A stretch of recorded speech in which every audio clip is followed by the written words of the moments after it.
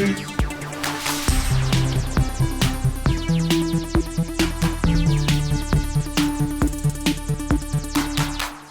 what's up, everybody? Welcome to GameFace 388 on Sifted Games at Sifted.net. I'm Shane Satterfield. I'm your host for this video game podcast where we're going to talk about a bunch of awesome games today. And alongside me to do that is Matt Kyle. How's your week going, Matt? It's all right. We got Luna back. She totally ditched us last week, and we were like, "Where the hell is Luna?" We go downstairs. She's just chilling down there. Yeah, she was in the curtains. Where She it was was too sunny. important for us last week. I got stuff to do, guys. I can't hang. Well, there's no sun in here. That's true. Yep. Hope you guys are doing good. Hope you guys have had a great week. Hope you've played some awesome games. We're going to talk about some awesome games on today's show. We got a couple big ones in today's Game Face. We're going to deliver our review for Hellblade 2. If you're one of our patrons, my game eval is already up at Sifted.net, so you can go over there and check it out. However, I'm going to make sure that I provide different context today in our discussion on Hellblade 2, and obviously Matt has played it as well, so you'll get his perspective on it. We're going to talk about that. We're going to preview Assassin's Creed Shadows, which was just debuted this week. We have an awesome show for you guys. Before we get going, just a couple things. We are supported 100% at patreon.com/sifted. That's SIFTD. If you like this show, please head on over there and give us a pledge. For just $4 a month, you get all our content early. For $2 a month, you get Pactor Factor early. Again, that's where we're supported 100%. If you want to support us, that's the best place to do it. There are other ways you can help us, though. If you go down below, if you're watching this on YouTube, you can help us with Twitch Prime. And I just got to say, again, our Twitch Prime numbers are way down again this month. It happens, and I bring it up on the show. It goes back up to where it was for a month, and then it goes back down again. However, this time, I actually mentioned it a month ago, it didn't go back up. We've had 2 months of really low Twitch Prime numbers. So if you can help us out with that, we'd really appreciate it. Again, it's completely free as long as you're a subscriber of Amazon Prime. Again, directions down below on how to do that. What else we got here, Matt? How's your week been? Did you do anything fun this week? Not really. I went to see on Sunday. I went to see the 40th anniversary of Transformers theatrical thing they did, where they ran 4 episodes. The first 4 episodes of the original cartoon, and the first episode they had all the original voice actors who are still alive come in and do a table read of the script. Oh wow! And so they redid the whole performance with new stuff, and it was fun. Yeah. Frank Welker can still get a Megatron out, and of course Colin still sounds like Prime. Yeah. But it's fun. They didn't have any vocoder on it, obviously, so you get to hear Frank Welker do Soundwave, without the thing, which is just a really deep monotone version of Dr. Claw from Inspector Gadget. But it actually works. It actually doesn't. It's not really bad. It's so the vocoder isn't as heavy as you think, is what you're saying. No, the vocoder is on Max on Soundwave. All the voices in the original show are flanged with the vocoder a little bit, but Soundwave, I think Soundwave was just somebody was like, "What happens if you do this?" It's like, "Oh, that sounds cool." Like, let's do that. So it's a little different, but it's neat. And then they did the other 3 just sort of on their own. A bunch of people left in the right after the first episode. I think a lot of people thought it was going to be the movie. Oh, which is weird because it's A, clearly advertised as the first 4 episodes, and B, it's not 40 years old this year. This is the show. This is September 17th, 1984. Wow. 40 years ago, and then 40 years ago, a couple weeks ago, was the first issue of the Marvel comic, which was really when it started. Yeah. So that was fun. Yeah, it's cool. Apparently, there were special popcorn buckets and drink cups with old box art from the original toys on them, but those are only at Regal Cinemas, and I could only get to an AMC. Yeah. So, what are you gonna do? That sounds like fun, though. It was cool. It's nice. It's nice to see. Do people in the Transformers community recognize you? No. Like when you know? No. You're not big enough that people would be like, "There's that guy that." No. They don't. I have no clout. No clout in the Transformers. That's just how I prefer it. Yeah. It's fine. Every once in a very, very great while, someone remembers that I'm the Transformers trivia guy from Attack of the Show. Oh, really? Like 20 years ago. Yeah. Which is crazy. But that's about it. That's pretty crazy, though, still. Hope you guys are doing good. It's interesting. I think Hellblade is kind of the first real big exclusive that's like going straight to Game Pass. It feels like to me anyway. Like, well, I mean, Starfield. Yeah, that's true. Yeah, Starfield was probably a better experiment. But yeah, another one of the big ones. It'll be interesting to see how it does. I almost say like, well, Hellblade was more along the way. No, it really wasn't more along the way. Like we're waiting for this shit, and it shows up, and there it is. Yeah, yep. And we'll be reviewing Hellblade here on the show shortly after we get through our housekeeping. Let's check in with you guys and see how y'all are doing this week. Our fine crew.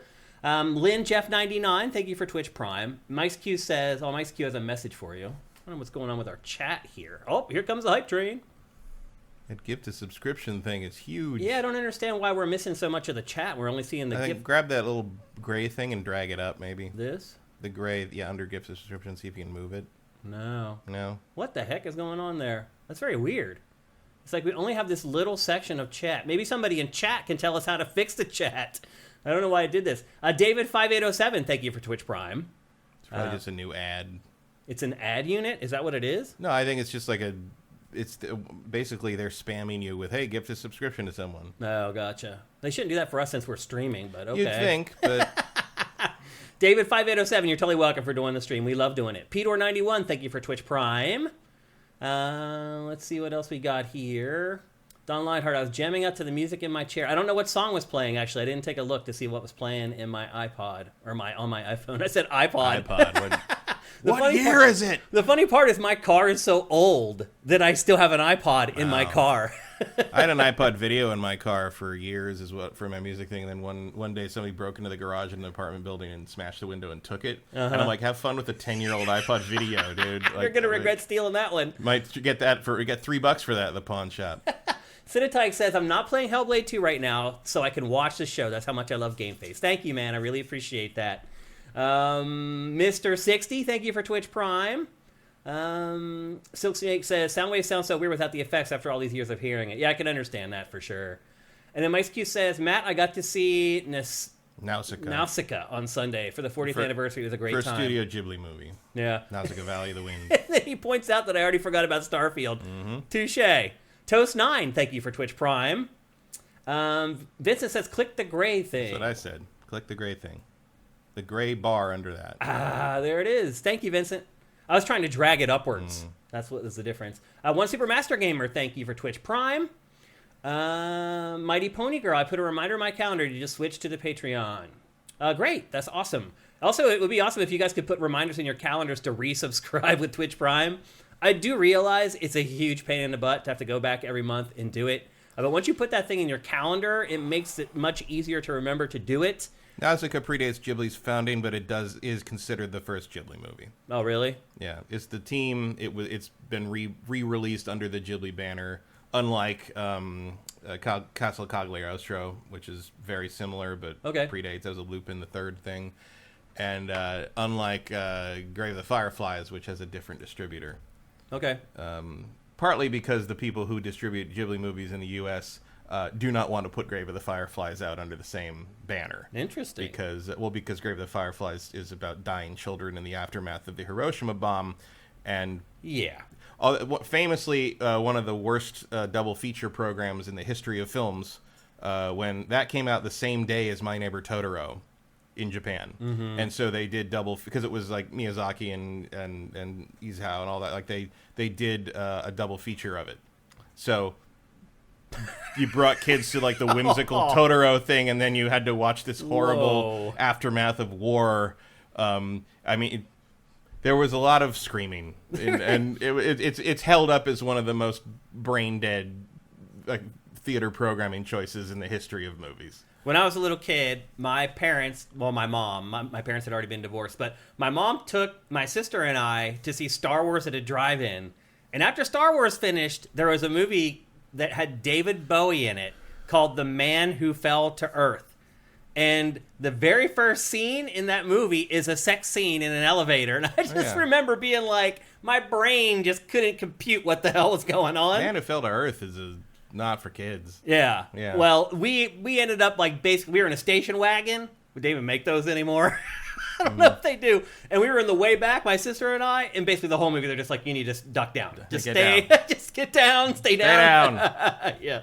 My earliest movie, one of my earliest memories, period, but my earliest movie memory is Jaws from the backseat of my dad's Impala at a drive-in. Yeah.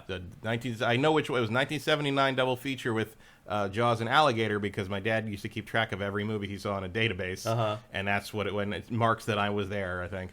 And I remember seeing, Christy, like the girl at the beginning being like attacked in the water, and the autopsy scene, and the shark jumping on the thing. And I remember the alligator breaking through the sidewalk. Oh, really? In Alligator.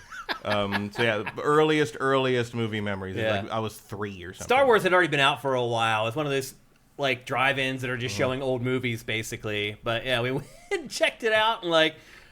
I didn't see an odd combo of films there. I didn't see Star Wars till the reissue before Empire. Yeah, he was planning to take me to Empire, and then so he took me to Star Wars. I vaguely remember Star Wars. Yeah, actually, one of my main memories of Star Wars seeing the first time is Grand Moff Tarkin.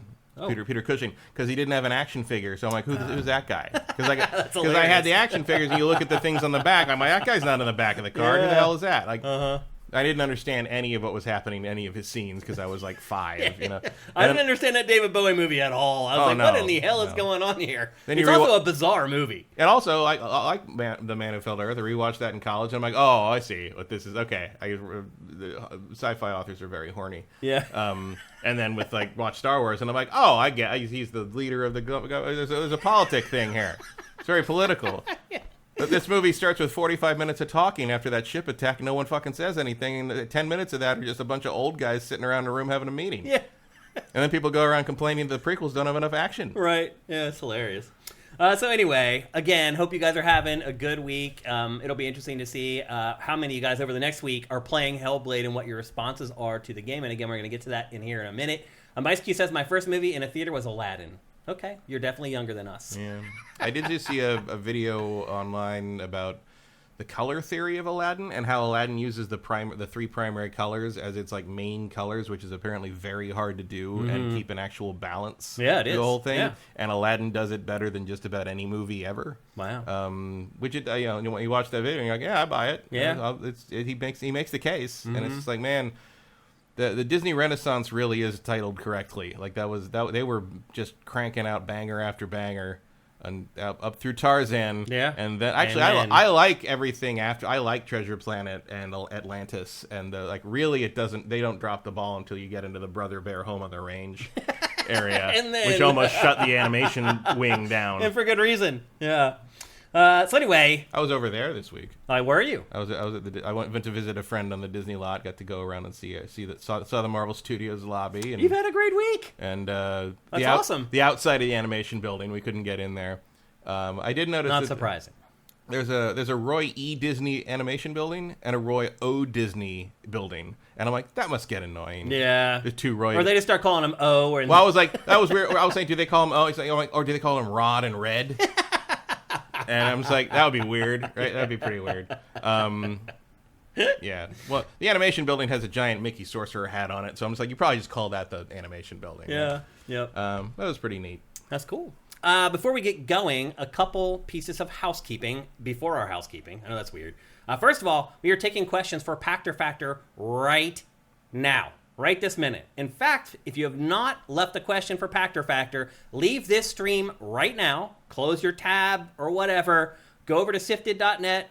Go to patreon.com/sifted. Or if you're a YouTube fan, you can go to our community tab on our YouTube channel and you can leave a question there. We always get questions from you guys on YouTube. Like, when can I leave a question? A lot of times you guys leave questions in the comments for episodes. And every time I go in and I say, hey, guy or girl, we take questions at very specific times for the show. Keep an eye on our community tab.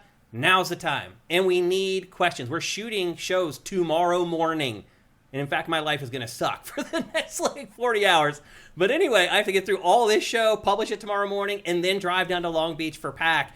I need your questions. We've only had the call out now for about 24 hours, but we don't have anywhere near enough to shoot the full round of episodes. The other thing, too, is it's becoming difficult to get questions from you guys. Some of you guys, I'm seeing in the chat right now, you guys haven't asked a question for Pactor Factor, some of you guys, in years. Get off the bench. Go ask some questions, because I'm just telling you, like, if it keeps getting like this where we can't get questions, we're going to change the format of Pactor Factor. We're going to take it away from you guys. It's going to become about bourbon. It might. It might. If we give Pac his druthers, it will be about scotch and bourbon. I will obviously try to keep that from happening, but I'm just telling you, we may have to change the format of the show so he's no longer answering your questions. Think about that. This show has been on a run. Think about that. Michael Pachter with no guidance. Yeah. Just talking. Unhinged. Look Unleashed. But seriously, like, first it was Pack Attack, now it's Pactor Factor. This show in this form has been running for like almost 2 decades at this point.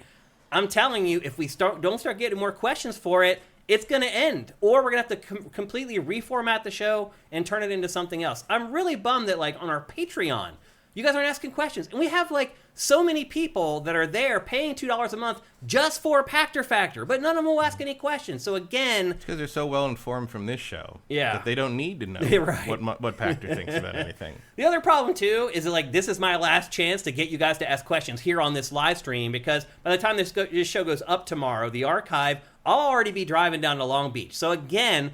I need the people on this live stream right now to go and ask a question for Pactor Factor right now. I saw him answer a question on Twitter yesterday. I'm like, what are you doing, dude? Yeah. We need that question for the show. And he was like, ha ha. I'm like, no, I'm not kidding. Like, we need that question for the show.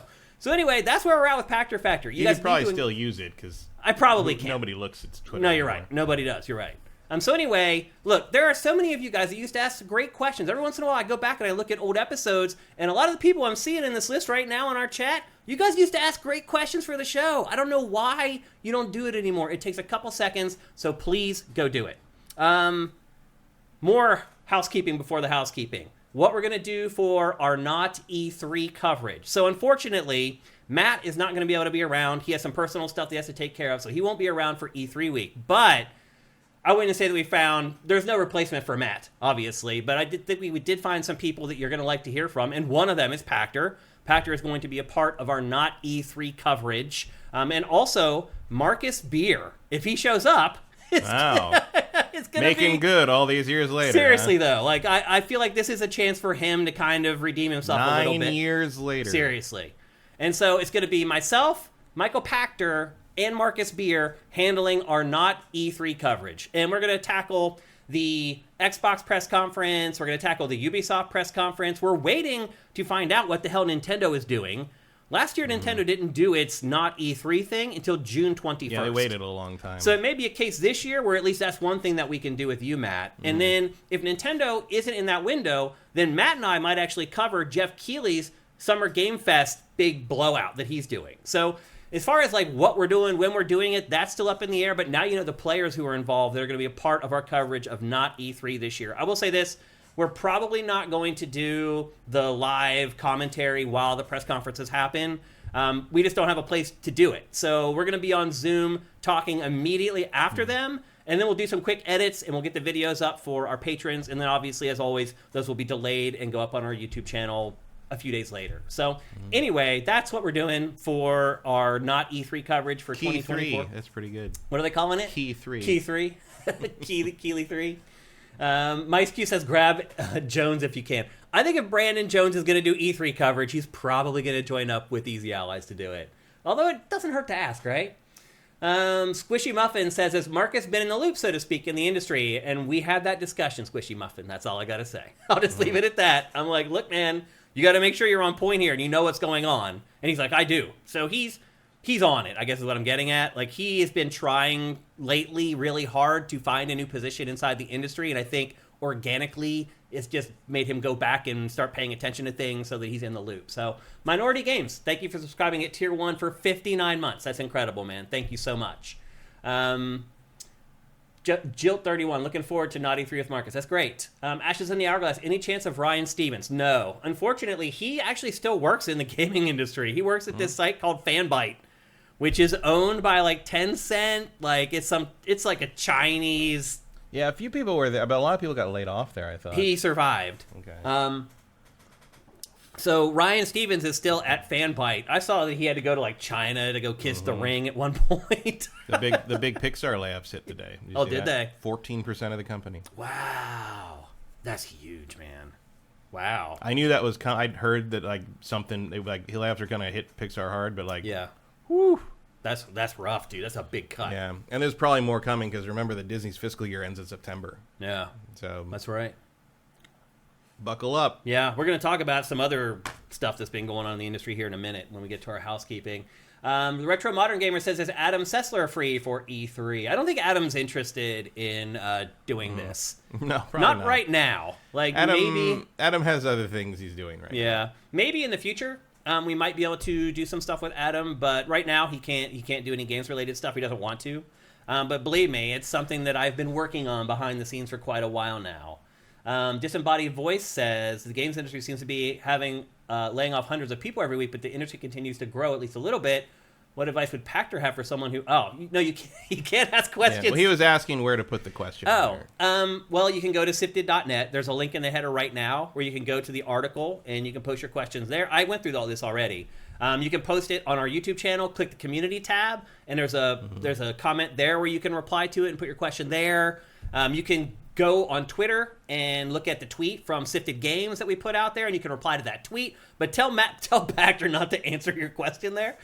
So there's 3 different places you can go to ask your question. I'm assuming that's Jason Frankovitz. What? Disembodied Voice? Yeah. Probably, yeah. And if that is, he is the disembodied voice from X-Play.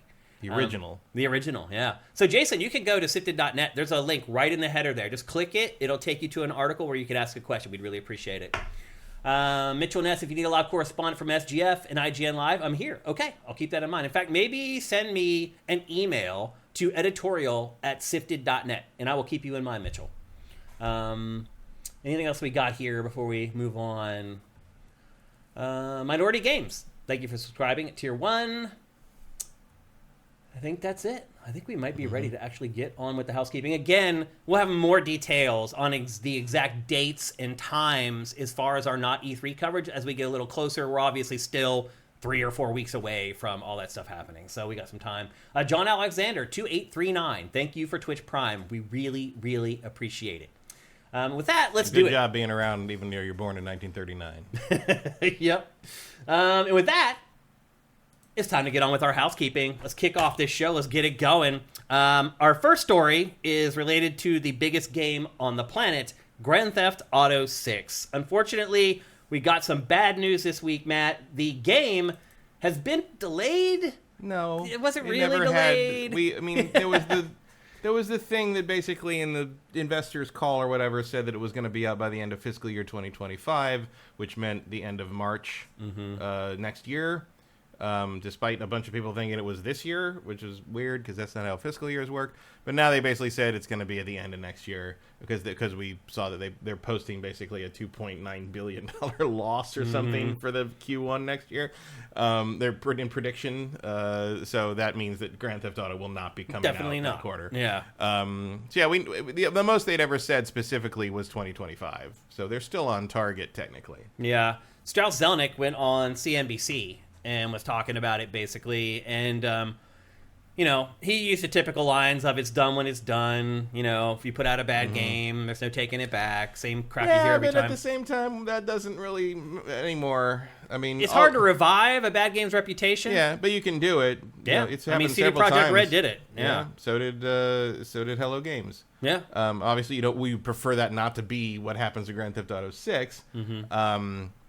And also, Rockstar has a poor history of doing that because the definitive edition sucked, and they just sort of pretend those never happened now. Yeah. Despite charging full price for the collection. Yeah. I'd imagine this thing comes out when it's ready. I think most no matter people, what, you can't. Nobody is going to tell Rockstar North you have to. I mean, Take-Two isn't that stupid. I think people were assuming the game was coming out in the first quarter of next year. Well, they assumed it because of what was said in that one investor, months and months ago, where they had forecast for that quarter to boom, basically. Yeah. Well, so it was kind of delayed. No, because they never announced anything. They didn't announce it, but their financial forecast, there's no other game that could have done what they were forecasting in there. Well, they said financial. They put it in fiscal year 2024, which means by March the 2025. end of March next year. Right. And then a bunch of people, including actual outlets who should have known better, were taking that to mean March this year, which was clearly nonsense. Yeah. And then the trailer says 2025, which gives them the whole year. The vast majority of people have no idea that investor thing happened. No, you're right. Or that was a thing they said. Yeah. So to most people, this is actually more information than not a delay. It's like, okay, now we actually have an official target. Yeah. I mean, I certainly wouldn't.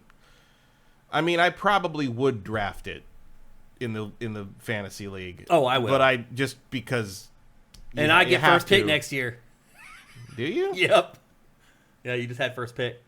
What was my first Or wait, pick? no, I did. You did. And I had to take, that's right, I had to take Rebirth. Because you picked something else. Final Fantasy VII Rebirth. I picked Outlaws, and that wouldn't have been my first. Yeah. I would have picked Final Fantasy, because that was going to go well. And it did deliver. It got a good score. Yeah. But you're right, you'll get GTA 5. Yeah. But, and you got Zelda. The timing's working out for you. Well, that's the thing is like you have to pick it because there's a pretty good reason. But I am not going to be at all surprised if this slips to like. You'll want to cover your ass, yeah, definitely. So anyway, that's not even the big story in all this. That it was quote unquote delayed. The bigger story is that he went on CNBC and started floating the idea that they could charge more than $70 for Grand Theft Auto 6. I mean, they could. What do you think about that? I mean, I agree with you. They could. They could do anything they want. Yeah. GTA 6. $80 game. And there were some of If you those. would like proof that Rockstar ain't your fucking friend, wait till you see what they price this game at. You got to remember. You could charge $100 for this thing and people would still buy it. You're right. And you got to remember, like, they just charged $50 for Red Dead. The first Red Dead on PC. Game that's over a decade old, and he put out some line about how we charge what our fans want to pay. Do you remember that? Hell, no one wants to pay anything. Your fans want to pay zero. Like that's not how anything works, dude. Well, that's what he said when they asked him about the $50 for Red Dead. That's nonsense. And no one wants to pay $50 for Red Dead. That's ridiculous. What do you think it's going to cost? 80 sounds probably. I mean, you could definitely do 80, but also there's going to be like 3 different versions of the thing, and there's going to be like a $200. I mean, like the base version. Like, what's the cheapest price you could pay for Grand Theft Auto 6? I mean, they could definitely try to get away with 80. Yeah, and they probably would. I think they'll get away with it, no problem. They get away with more than that, really. Yeah, I think you're right. I think they could sell it for $100. People would get pissed. They'd pay it. Yeah, and that's the problem. Take-Two knows that they could charge $100, and most of y'all will pay it for Grand Theft Auto 6. Yeah, the thing I mean, the Red Dead, I get a little bit because that PC version, you basically had to tear that thing apart and put it back together. I mean, they had to do actual work on that because for years the PC version didn't happen because basically you would have had to remake the game. Right. Because the code on the console versions is apparently jacked up nonsense. Like, even the guys who made it, I remember, because they were there for the DICE Awards, and they won, but they'd all been laid off immediately after the game was completed. Right. And so a bunch of Sony San Diego or whatever, Rockstar San Diego. Rockstar San Diego. Yeah.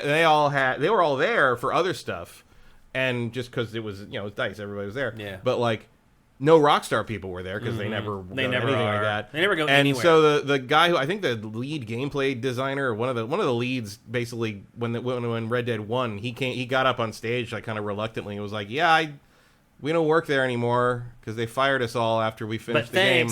But thanks. I'm glad you liked it. And later I remember him talking, I think he was talking to Adam or something. He was basically saying like, he's like, there's never going to be a PC version because like we're the only ones. We don't even know why some bunch of shit in that game worked. Yeah. Like it was so piece and welded together that like it's a miracle it works at all. And like we don't know, like you need people that are familiar with the code to actually go in and port it to anything else. And maybe they, who knows? Maybe they got people back, or if somebody spent 15 years in analyzing that. Who knows? But yeah, putting it on PC is actually something that a lot of people, including the people who made the game, never thought would happen. So I can get charging a premium for that because clearly you actually had to put time and money into that. But like the definitive editions, nuh-uh. Yeah. You didn't put anything into that. How do you feel about Rockstar kind of shunning the industry and being kind of like too cool for school? Because they never go to anything. I mean, they can. They kind of showed up for Red Dead 2 at the Game Awards, if I remember correctly. A little bit. But for the most part, they are never to be seen. I don't really care. Yeah, like, I don't either. They're not. Do what you want. Yeah, as long as you keep making great games, I don't give a crap. If that's who you want to be, then at least nobody has to deal with you. Yeah, like they are like the only ones though that are like that. Yeah, I mean some of it probably. Even Naughty Dog, they show up in full force for everything. Yeah, Naughty Dog's just a name. Yeah, they're actually very nice. They are. Yeah. Rockstar lives up to its pretentious name. It does. Yeah. And it's part of the mythos, I guess. And I mean, a lot of that's just because of the Housers and who they were. I don't mean some part of it. There's only one left. Part of it, I'm sure, is that Rockstar North was in Scotland, right? So it's like that's a long way to go to do anything. But they live in New York. Yeah, they live in New York. But like there's just they don't have to. Yeah. They don't, and they kind of have the whole thing like we let the games speak for themselves, and it's just like, all right, you've been saying the same thing for 20 years, so I think we know what you have to say at this point. That's my main thing with GTA 6 is I sure hope they get some kind of new idea in terms of how to approach the material. It's like, yes, the series is a satire of America, and has been for since the beginning, since the 90s and the first games. But at some point, you got to evolve that, and at some point, you got to evolve past that South Park sort of centrism of like everyone's an idiot kind of thing. Because there's things that are bigger idiots these days that maybe it's time to acknowledge. People in chat, people are saying, well, Silkshake says he doesn't like the trailer. Retro Modern Gamer says I think they will ask 70. They're definitely asking at least 70. I mean, everything's 70. Everything's 70 now. Noxatornitis says 80 might be my threshold to wait for a sale. I do wonder if a lot of people feel like you, if that's going to be the case, where people are like, you know what? And then Silk Snake says there'll be crazy editions like €150, €500. I don't understand. Rockstar does go bonkers. It's crazy. With that it's stuff. weird to me that people are suddenly whining about like the 100 plus editions of like Assassin's Creed and Star Wars Outlaws, because I was like, that's been a thing since for 15 plus years. Like ridiculous collector's editions and high end bundles of they used to come with statue like that. Remember the Halo Reach thing? It was like $150, and it came with a giant. It didn't even come with a game. Yeah, it was nonsense. Well, then there was the Halo one that came with the big Master Chief helmet, which I still have. I think I have that somewhere. I have the Mass Effect. Was that Halo 3? Yeah, Halo 3, the cat helmet edition. Yeah, because I remember you could take the helmet off, and then the game was inside the helmet. Yeah. That it goes back forever, and like all of a sudden, my theory is that it's a bunch of like they're just gotten old enough that they have to buy their own games and their parents aren't buying them for them anymore. That's why it's like, wait a minute, these things are cost money. It's like, yeah, they're pretty expensive, huh? Darmis, thank you for Twitch Prime, man. Appreciate it. We appreciate every single one of you guys who take a second to give us Twitch Prime. It makes a big difference for us. I mean, Rockstar is really just sort of doing that thing where they acknowledge that they are the 800-pound gorilla, and whatever they can do, whatever shove their weight want. around, and I don't know. And they're not conscientious either. Where they would sit there and be like, "What is this going to do to the rest of the industry?" They don't care. No, they don't care. I would argue it's not going to do much because people know. Very few people have the hubris to look at what GTA 6 does. I mean, we can do that too. That's most people know that GTA 6 is the exception. Well, I think most of the publishers know that consumers will not pay more than $70 for most of their games. Yeah, a lot of people aren't paying $70 at all in the first place. Good point. So yeah, it's like they can do it and kind of see where the chips fall. I imagine they'll work out pretty well for them because it's GTA 6. It's just GTA is an outlier and always has been. I'm going to say $80 right now. It wouldn't surprise me. Yeah. I do think if they go over that, I think that's when you're really testing people. I wonder if it'll be like a thing where.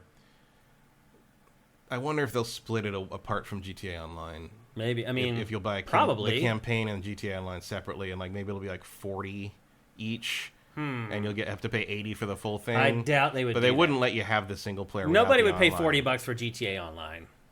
Yeah, but like I can't see them selling the single player alone because they want you. Because that's where all the money comes from. They want you in that ecosystem. Yeah. The other thing I'm interested to see. Did they just hit 200 million sold or something ridiculous? Yeah, the other thing I'm interested to see, and this is 5? going to have to be obviously further down the line when they talk about it, because there's people who've been playing GTA Online for many, 10 years now, right? Yeah. Longer. Do you not get to take anything with you? You have to. And if it doesn't, it's Rockstar. I know, but if you can't do that, people will freak out. Smite 2 didn't learn the lesson. You can't take all your vehicles and everything that you've paid, because those vehicles cost so much People money. spent hundreds and thousands of dollars on that. It'll be interesting, but I think that they will. It would be... And it's got to be like, at least some stuff comes with you, not like just like, you get 10 extra Rockstar bucks for being a subscriber to the old. It's like, you bought that many great white shark bite card things, you better get to bring your fucking jets with you. Yep, I hear you. So anyway, that's the latest on Grand Theft Auto 6, undoubtedly the biggest game in the industry right now. Vincent makes the good point that it is 2K who makes you reset NBA every year. That's true. And did the in-game ads and all the other shady stuff they've done with it. Yeah. We'll see, but I'm saying I think $80 is going to be the number. We'll see where it ends up. I mean, the fact that they're floating that this early indicates that that's probably what they're planning on doing. Yep. So Nintendo has been on a roll for like the last 7 years, literally just printing money like it used to with the DS, with the Switch. And Matt, I'm a little surprised that it hasn't been more aggressive, kind of doing what PlayStation and Xbox have been doing, going out and snatching up studios. Like, it has all this disposable income. Conceivably, it's about to shift gears into 4K game development, or at least 2K. Some form of it. Maybe. At least 2K Well, game remember that development. Nintendo does have a philosophy of actually supporting the businesses they purchase. Yeah. So they tend to only make these choices when they know that there's a reason to do it. Yep. They don't mindlessly acquire. Definitely not. They're very smart about their acquisitions. Very rare in the corporate world. Yeah. And they did it again yesterday. Yesterday, Nintendo acquired the studio Shiver Entertainment. It is the studio that created Hogwarts Legacy for the Switch. And I just got to say, Matt, Hogwarts Legacy on the Switch is like witchcraft. Yeah, they pulled some pretty dark magic off on this. That one. it runs on Switch is mind-blowing. And they did such a good job that Nintendo acquired them.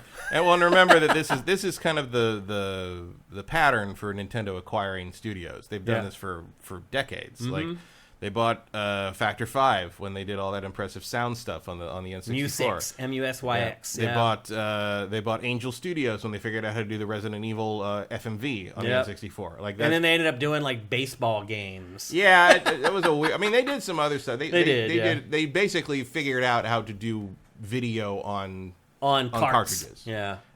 Which was pretty impressive for the time. Yeah, even though they were awful looking. Yeah, it didn't look very good, but it was there. Yeah, right? it was there. It worked. And you know, so Nintendo, if you can pull some amazing stuff off with Nintendo hardware, Nintendo stands a pretty good chance of acquiring you, it seems. And that's what's happened here. This to me is an incredibly smart acquisition, because it fills a hole that Nintendo has in its lineup of development studios. There's no studio that is well versed in making massive open world games. Like, we get a little bit of a taste of it with some of the Super Mario Odyssey DLC. Well, Zelda, obviously. But that Monolith makes those. That team is only going to make Zelda. Right. Monolith is only going to make its JRPGs. Well, Monolith has been sort of a consultant for Zelda and a bunch of things as well. It wouldn't surprise me if Shiver's being brought on in large part as a support team for other teams who want to make larger, more open things. That could be. Or if they decide that they want to make one of their other IP more of an open world franchise. Somewhat. I think it's more like, because I don't know what Shiver has done in terms of original content. Yeah. I feel like this is a tech buy. Yeah, I mean, I'm not saying that they would let this studio create a new IP, but they might let them work on one of their existing IP. Yeah, I'm not sure what that would be. I'm trying to think of Nintendo. Metroid, although obviously Metroid they have a is an studio open working world. on that. Is not. I don't know about that. Yeah. I guess a Prime, but that's not the same thing. Kid Icarus. I mean, there are properties they could use. I guess a Kid Icarus that doesn't require you to I mean, Kid Icarus, is isn't that Hogwarts Legacy with a different skin? Somewhat. Kinda. Or what's that Ubisoft Immortal Phoenix Rising? Yeah. Kind of thing. Immortals, yeah, Phoenix Rising. Which inexplicably was killed. Yeah, the sequel was canceled. Yeah. That's too bad. I like that. Yeah. I guess I could see that. Or another Star Fox adventure. It could be Star Fox, though. Yeah. A Star Fox adventure where you can actually get in the ship and fly around would be pretty cool. Or any of the land vehicles or whatever. Like, Star Fox could work in an open world for sure. Yeah. So maybe they're working on something like that. Bottom line is it's filling a void in Nintendo's development capabilities. Honestly, the ability to jump in an R-Wing and fly around is actually pretty analogous to the broom. Yeah. Like, that could be... I mean, Kid Icarus just flies. Yeah. Like, He doesn't even need a damn broom. He just flies through the sky. So there's some IP in Nintendo that could work for them. But you're right. I think they'll probably also be a support studio working on the other open world games that Nintendo is working on. So overall, I think it's a great acquisition. And I think it will position Nintendo well as it goes into 2K/4K development of some of its games as well, because it has obviously worked in that environment. Yeah. And if they can do that on the Switch, imagine what they can get out of the Switch 2. Yep, absolutely. Super Nintendo Switch, you better call it. It's definitely a better name than Switch 2, man. Yeah, I don't think Switch. Regardless, I don't think it's going to be called Switch 2. They don't do that. Yeah, they've never done that. Yeah, they did the Wii U instead of the Wii 2. Yeah, Wii U, which that worked out great. Yeah. But Super Nintendo was a banger. Yeah, that was the right choice. That was. I mean, I like the name Genesis, but like Super Nintendo really tells you what that is. It's the thing you already have, but better. The better. Done. Yeah. As opposed to Genesis, which is like, what's that? Is it a Bible game machine? I have a fear Nintendo's going to name it something really dumb. I always wish the Saturn was called the Exodus. Yeah. It's like just stay with the biblical name Exodus, a departure from normal video game systems. And then you're into like numbers, and you're like, okay, that doesn't work. You can't have like the Sega Deuteronomy. That doesn't work. So anyway, that's the latest on Nintendo making some acquisitions, basically positioning itself for the future. Its Sega Deuteronomy makes about as much sense as the Sega Dreamcast, though. They're all nonsense words. Yeah. I mean, video game. It's like when they announced the Wii, and everybody's like, "That's the dumbest name ever." And a month later, we just said it, and we didn't even think about it anymore. I still think it's the dumbest name ever, but like no, Wii U's the dumbest name. Well, Wii U was it's even dumber. But you gotta, it is what it is. Yeah. What are you gonna do? Yep. And then I think one of the biggest questions we've had since Microsoft and Xbox, one, bought Activision Blizzard, and two, has launched Game Pass as its kind of new strategy, is what is going to happen with Call of Duty. Now, at first, we were like, it's going to be exclusive to Xbox. Everyone's going to have to buy an Xbox Series X to play Call of Duty. It's going to be this huge boon. And then the legal side took over, and basically Microsoft and Xbox were like, well, guess we can't release it exclusively on our box. So then it's like, all right, we're going to release it for PlayStation as well. Then the question was, okay, if you're going to release it for PlayStation and sell it, what are you going to do on Xbox? What are you going to do on Game Pass? And Microsoft, honestly, took a long time to share what it was going to do. I imagine they had to run that through legal a few times to be sure. Run it through a couple algorithms. And as it turns out, Call of Duty this year is, in fact, going to be on Game Pass day and date. Matt, what does this mean? Nothing. It doesn't mean anything? No. Really? Yeah. What does it mean for Game Pass? Nothing. No. You really don't think anyone will subscribe to Game Pass for $16 a month to play the new Call of Duty, even if they cancel it a month later, just to play the campaign? I mean, not in numbers enough to matter, no. Yeah. Because the problem is you need an Xbox. What's it going to do to sales of Call of Duty overall? Nothing. Nothing?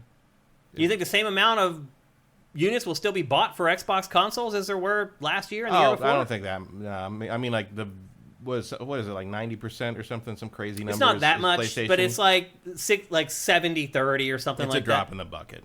I mean, 30% of Call of Duty sales, that's still a lot of money, man. I don't really think 30%. Like, I think there's going to be a downside to getting the Game Pass version. What kind of downside? I don't know. Interesting. I don't know. Like, you think they'll take something away? I think you're going to get something better if you actually pay money for it. Maybe they'll be able to play the campaign on Game Pass, or the multiplayer. You can't play multiplayer on Game Pass. Or you can't play multiplayer on Game Pass, but you need to buy the campaign. I don't know. It feels weird. Wow, Luna sure likes this game. Yeah, she does. Got right up in front of the TV. Yeah. She wants to be a special forces. Apparently. She's undercover. She does blend in. She does, but what's playing right now? Yeah, I don't know. I just don't. We just had this conversation about how Xbox is so woefully in the dust, compared to PlayStation and PC. I just don't think it. I think it's too little, too late. I mean, I think they're going to sell less. I think they're going to make less money off of Call of Duty. Marginally, that 30% that they're selling is going to go down to like 3%. No, I think it might go down 3%. You think they'll still sell 30% on Xbox? Here's the thing. I think they need to do a very aggressive campaign explaining to Call of Duty players what Game Pass is. Yeah. Because I think most people don't know what... Most of this audience doesn't know what that is. Yeah. You're maybe right. I mean, they are generally casual players. Yeah. Like the people... And people playing Call of Duty on Xbox, like, I'm not sure who that is. Like, are those the people that started on Xbox 360 and just never switched brands because they have brand loyalty? Yeah. Are they hardcore gamers that like have everything and they for we some have reason people prefer on Sifted that are big parts of our community that are Xbox owners that buy Call of Duty every year. So I don't know. Like I just don't think it's that big a deal. Losing 30% of that revenue is a big deal. But I don't think they're going to lose anything close to that. I think it's going to be much smaller than that. I think they'll lose most of it. Because it's just so easy to just go pay $16 instead of $70. I would think so, but at the same time, I think people are just it's what they play. That's what the game they buy every year. You know, it's like they just buy it. That's why I say I think if they actually want to push people to Game Pass, and I assume they do, like I think they really need to have some kind of aggressive education campaign of what Game Pass is and why you want it, and that yes, you will get the game you normally pay $70 for included with your $15 a month subscription.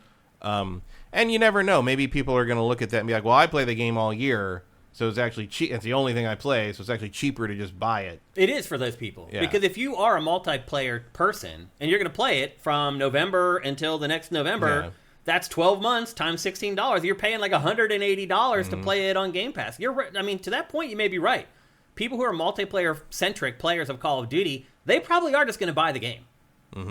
Because it ultimately ends up becoming way cheaper to buy it than to keep playing it on Game Pass. Like for me, this is more like for instance, this means I'll play Call of Duty this year. Right, yeah. You know, because I don't have to pay for it beyond what I'm already paying for Game Pass. Yeah. So that's probably the person that is more aimed at. Someone who isn't really willing to pay for Call of Duty, period, but might try it because they can just download it now. The one version not appearing, that's starting to make sense to me, Matt. So if you put the campaign on Game Pass and people can pay the $16 and play the campaign, the 5 hours that it takes to play, that's fine. Multiplayer, not on Game Pass, people are going to buy the game.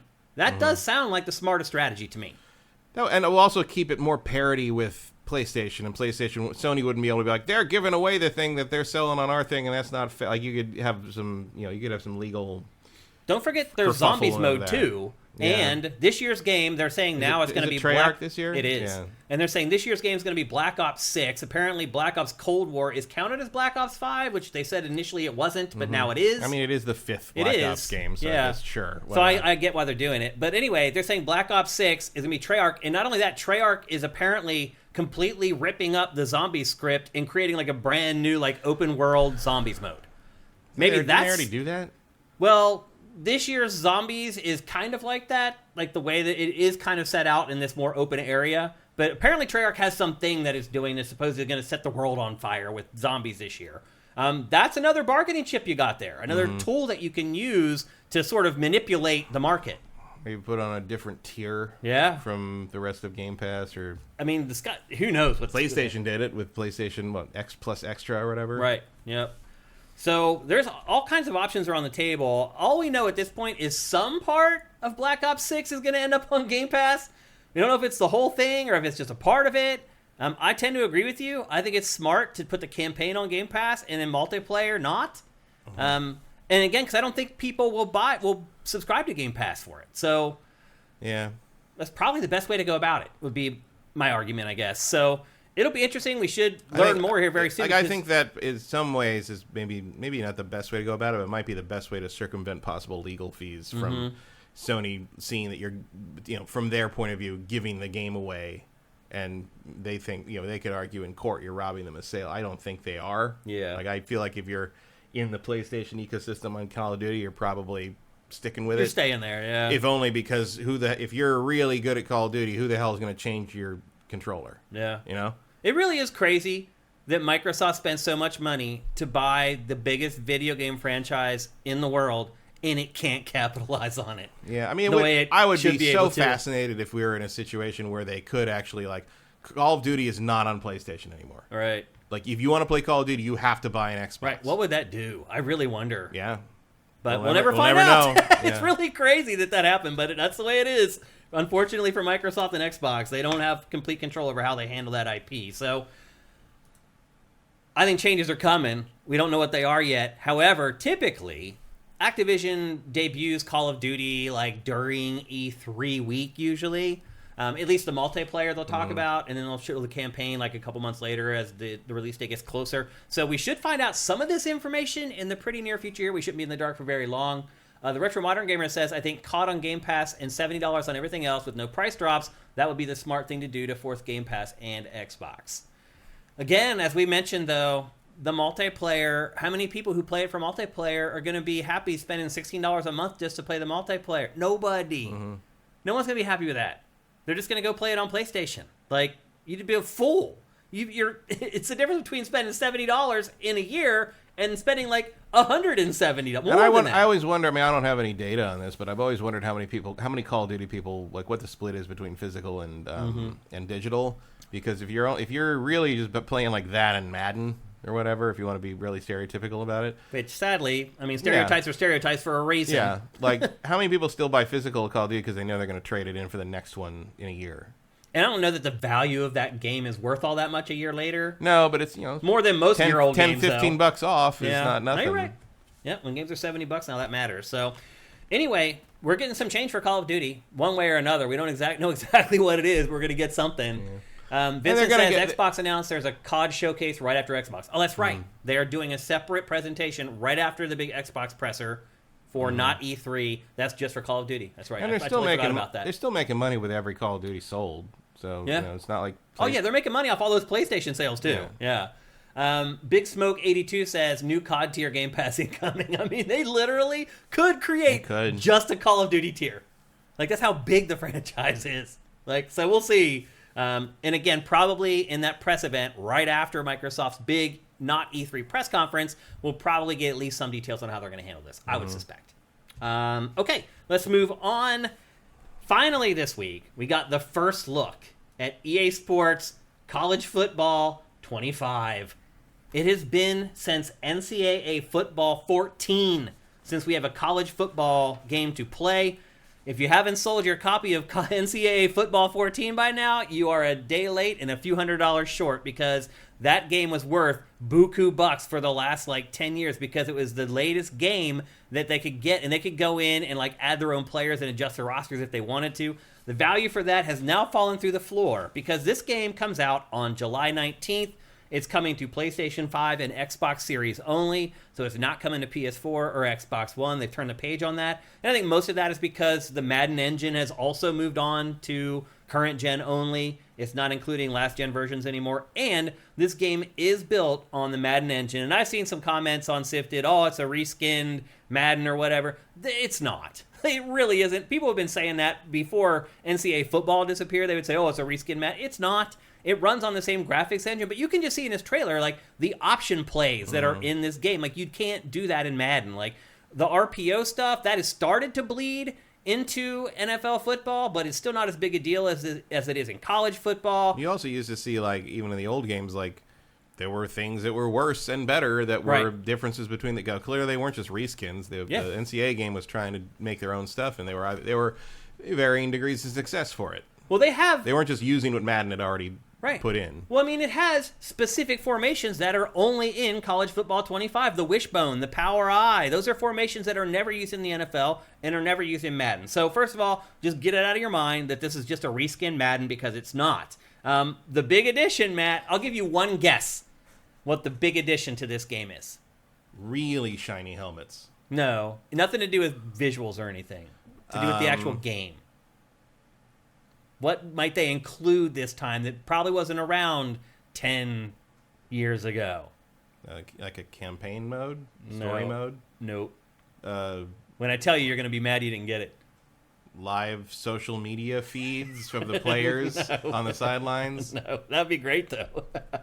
No, it's Ultimate Team. Oh. It's their game as a service. That's where they make all their money. Okay, so Ultimate Team is very based around the players themselves, right? Yes. Are the players getting paid for that? They are, yep. Okay. Yep. So there's Ultimate Team, which is basically the fantasy football card-based mode where people pay a ton of money for cards, and EA makes a ton of money off of it. That's going to be in there. There's Road to Glory. There's Road to the College Football Playoff. And there's a Dynasty mode, and I think what people miss the most about college football is the Dynasty mode and all the recruiting stuff that's in there, because that's what really sets NCAA football apart from Madden, is going out, recruiting, going on the road, getting these students to sign. Now they're going to have to deal with like the NIL stuff, like as far as players getting paid by local car dealerships and all that stuff. So it'll be interesting to see how they handle the Dynasty mode, but it is returning. Any player that agrees to be in the game receives $600, Matt. All right. Something. And they get a copy of the game. Hey, that's pretty impressive for EA. Yeah. Well, it worked. That's a lot of copies of the game. That worked. More than 10,000 athletes have already signed up for it. All right. So they're going to have pretty much everybody. They're also going to have... Wonder if one of my high school friends' kids is in this one. Probably, if he's playing college football. He's playing for Cal, but he's a freshman. He'll be in it. I can pretty much guarantee it. If you do the math, they're including like over 80 players per team. So that's a lot. Right. All 134 football subdivision teams are included, FBS. As I said, it's exclusive to PS5 and Xbox Series, which obviously... And then there's a big focus on this new thing called Campus IQ. Basically, the player ratings change in-game. It's kind of like a dynamic wear and tear system, where as players get worn down, they don't perform as well as they did. Although, I would argue, like, wear and tear is what causes some running backs to just completely kick ass in the fourth quarter. The defense gets tired, and if you have a big back, you can just run all over them. So, I hope it doesn't, like, affect that part of the strategy too much. And then they're also implementing some crazy home field advantage system, which in college football is a much bigger deal than the NFL. And the one thing that is a little bit weird is they did not end up getting the licenses for a lot of the trophies, like the Ray Guy trophy for like the best punter or whatever. A lot of that stuff is not going to be in there, but they will include the Heisman Trophy, which is the most important one, the one that everybody knows. So I'm thinking this game is shaping up to be something that college football fans are going to love. And the wait's been a long one, but it looks like it's going to be worth all the time that people were yearning for college football. I used to play the crap out of NCAA college football. I got so deep into the recruiting, and then the crappy part was like, as the more you played it, the more bugs would be uncovered. Like, you get really deep into the recruiting, and suddenly you just see like things starting going haywire in the code after a while. But they've had plenty of time to make sure this game is bug-free. They've had 10 years to get this thing into shape. So everything that we know right now about college football 25, I think people should generally be pretty happy about it. I think it's what people wanted. They haven't strayed from what made the old NCAA football games popular and made people like them, but they're also adding new modes that people expect. Like, we make fun of Ultimate Team. We hate Ultimate Team. Most people don't. Most people love it. That's why they make so much money off of it, because people are like, hell yeah, I'll buy another pack of cards. Like, so one thing I will say, you may think that that's dastardly. You may be like, I don't like that they put Ultimate Team in there. But what it's going to do, it's going to ensure that the college football franchise continues forever.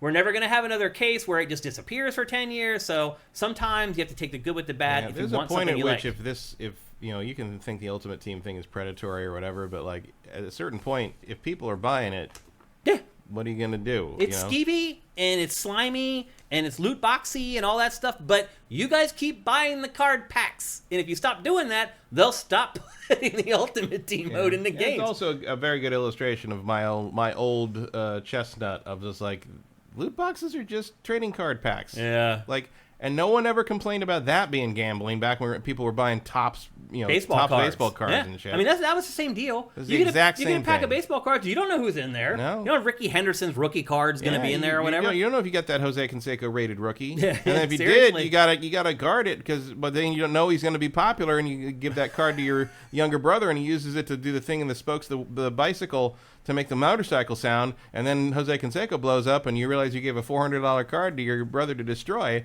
That happened to a friend of mine. Oh, I have a worse story, Matt. When I was first starting to skateboard, I was poor. Like, I had no money. Like, I could barely afford a skateboard. And I had collected baseball cards throughout my younger years or whatever. I traded a complete set of 1987 Topps cards for a set of rails. Do you know what rails are? Yeah, the little things on the side of the skateboard. The plastic strips that are on the bottoms that help you slide. Yeah. Those cost like $8. And I traded 1987 full Topps card for skateboard rails. That's not even retail It was it's one of the dumbest things I've ever done in my life. But I was so desperate to be able to skate, and I had no money. And now that full set is worth thousands and thousands of dollars. I'm still friends with the guy I traded it to. He still makes fun of me for it. That was literally like 40 years ago or 30-some years ago. So anyway, That was almost 40 years ago. dude, yeah, it burned me bad. The first thing I ever did at my first job I ever had, other than a paper route, which doesn't count, I don't think, which I helped my friend on.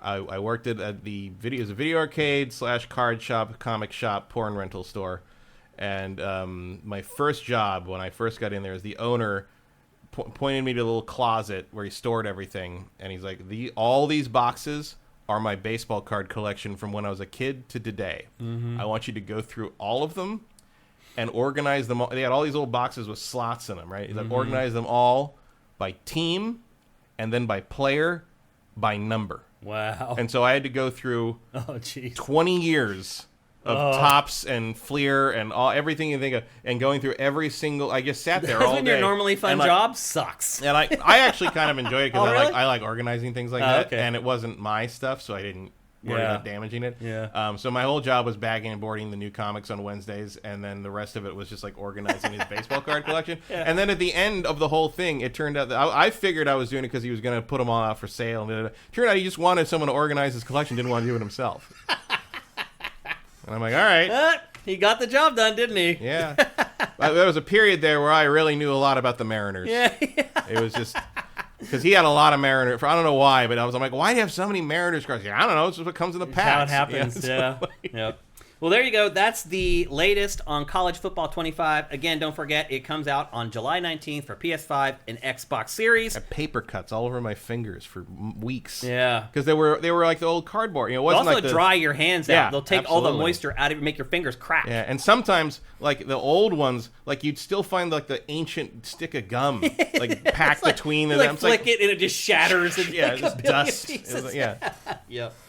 Those are the days. All right, so anyway, let's start with a bunch of the guys at the arcade started betting each other to like eat it. Oh. It's like that might make you sick. Yeah, I didn't do it, but like a bunch of the guys who were in just to play Mortal Kombat and NBA Jam all the time were just like, it was like how much you bet me to eat the nothing. How much you dare me to eat the ancient gum, the ancient, and like that was a thing. They just wanted to eat the ancient gum. They did. They would also they would have drunk the mummy juice if that was an option for them then. That was the kind of place we were where it was a lot of fun. Yeah.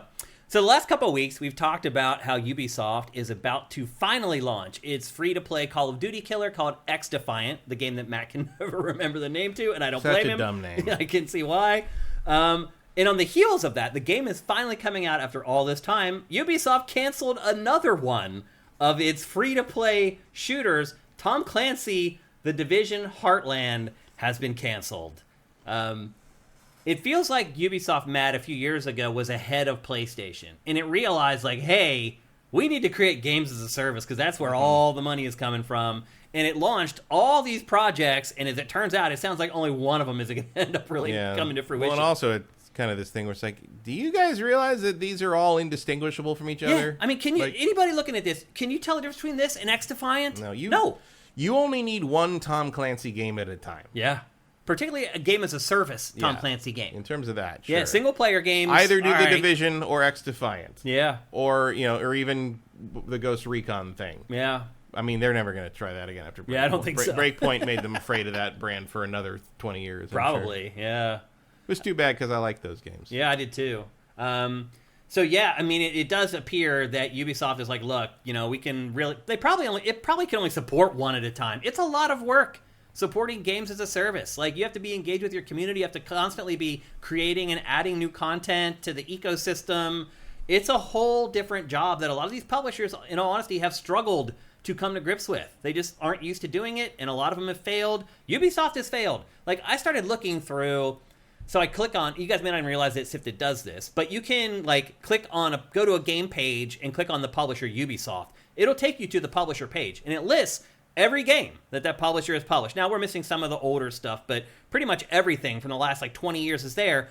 And Matt, there are literally 8 games like this from Ubisoft where they announced it. They even maybe talked about it at a press conference, put out a trailer for it. Never hear from it again. A year later, they put out maybe one other trailer or a developer doc where they interview the development team, and then it just disappears. Yeah.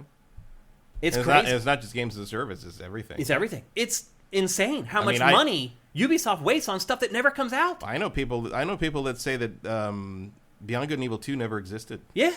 There's another one. There's another one. I mean, it did, because they put out those things for a while that showed, like, in-development footage.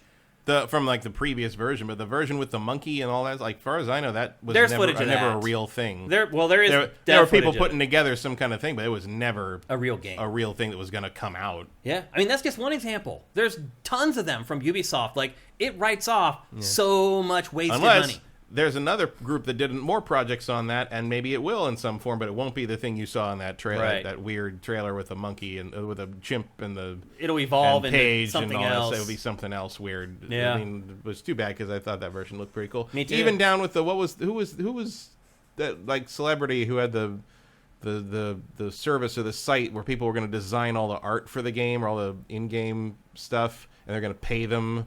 You remember that? They did they did a whole presentation about it at like a year after that trailer or something. No, I don't remember that. And it at was all. like I can't remember who was it a celebrity developer or a celebrity? No, it was like an actual celebrity person, like outside of the game industry, but he was starting this this new thing that was like a company where you could basically put up a thing that said we need art for this project or whatever, and people just come in and do the art and they'd get like a cut of something. Interesting. I don't remember that. Joseph Gordon-Levitt. That's right. What is it?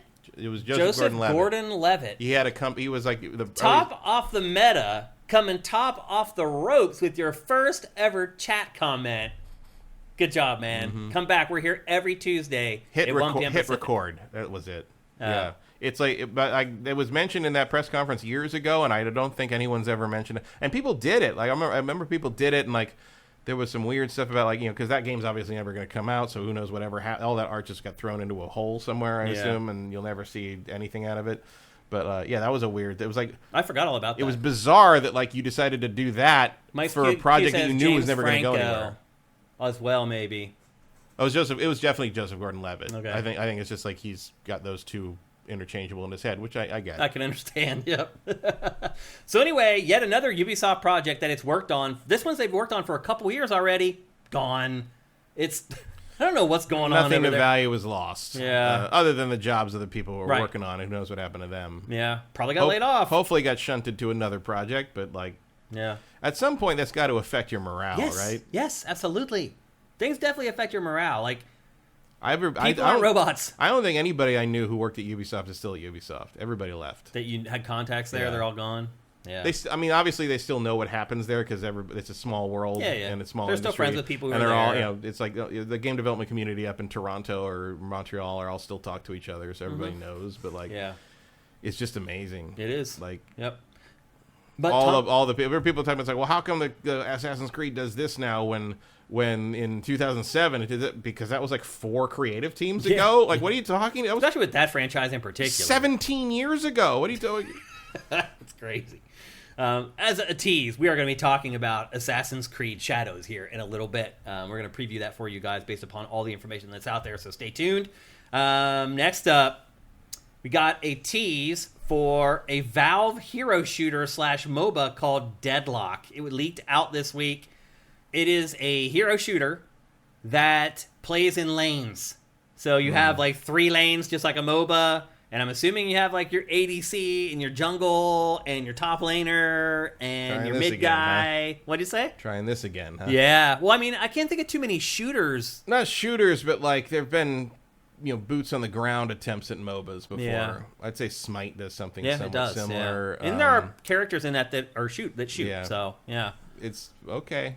Is it like original characters or like Valve characters? It's like Valve characters. It's like a cross between Dota 2 and Team Fortress 2. I'm trying to think of Valve characters. It was like Team Fortress and... It's like cartoony, like stylized. Gordon We would show you guys Freeman. B-roll of it, but no B-roll's leaked yet, unfortunately. Gordon Freeman, Chell, I guess. Yeah, I don't think... None of the screenshots showed any of their heroes. Like, they were just new characters that Valve had created for the game. They may be in there, but in what leaked, they weren't. So, there's no gameplay footage. There was like a few in-game screenshots, one character screen, stuff like that, but no footage yet. Yeah, so, what's his name? What's the name of the weird guy?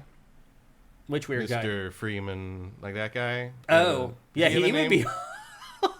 I mean, Agent Smith's going to be in multiverses, right. So why not? Don't you think it's weird that like they put the Matrix in multiverses, but they chose Agent Smith from the Matrix? Well, you don't have to pay likeness rights for him. Oh, you don't?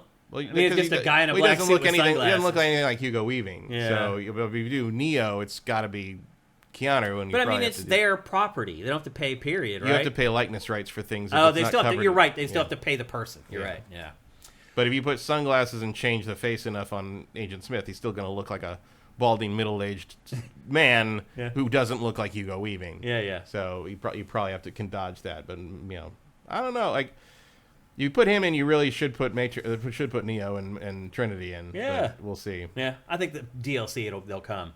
But anyway, the big news here is that Valve's making a video game, people. Valve is making a game, like a real game. A lot of people might be interested in playing. Who needs Half-Life 3 when we've got a MOBA online shooter? Seriously. What in the hell is going on there? And it's also, what year is it? Yeah. This would have who been cool wants 6 this? years ago. Did we learn nothing from Artifact? Yeah. Or any of the other Talk about hero a day, shooters that look cool. That's what but I mean. They're day late and $1 short. Like, who the hell wanted another fucking card game when they remember that? Remember they announced that Artifact? Yeah. And the whole fucking theater just went, oh. No one wanted because they're like, Valve has a new game. Everyone's like, oh, damn, Valve has a new game. And not like that. No. No. And this is a little bit of even not Dota, like that. Even Dota 3 would be more exciting. No, you're right. Yeah. I would actually be excited to play Dota 3. Yeah. So anyway, at least Valve is making a game. I think that's positive, but unfortunately it's not the game that we all want. Next up, in addition to some of the other stuff that leaked out with Take-Two about Grand Theft Auto 6, there were some other hints at what's going on behind the scenes there. And once again, their CEO hinted that one of 2K's biggest franchises will be unveiled at Summer Game Fest. Yesterday, by the way, Polygon wrote an entire editorial about the fact that it's called Summer Game Fest instead of Summer Games Fest. I am not kidding. One of their editors wrote an editorial opinion piece about that.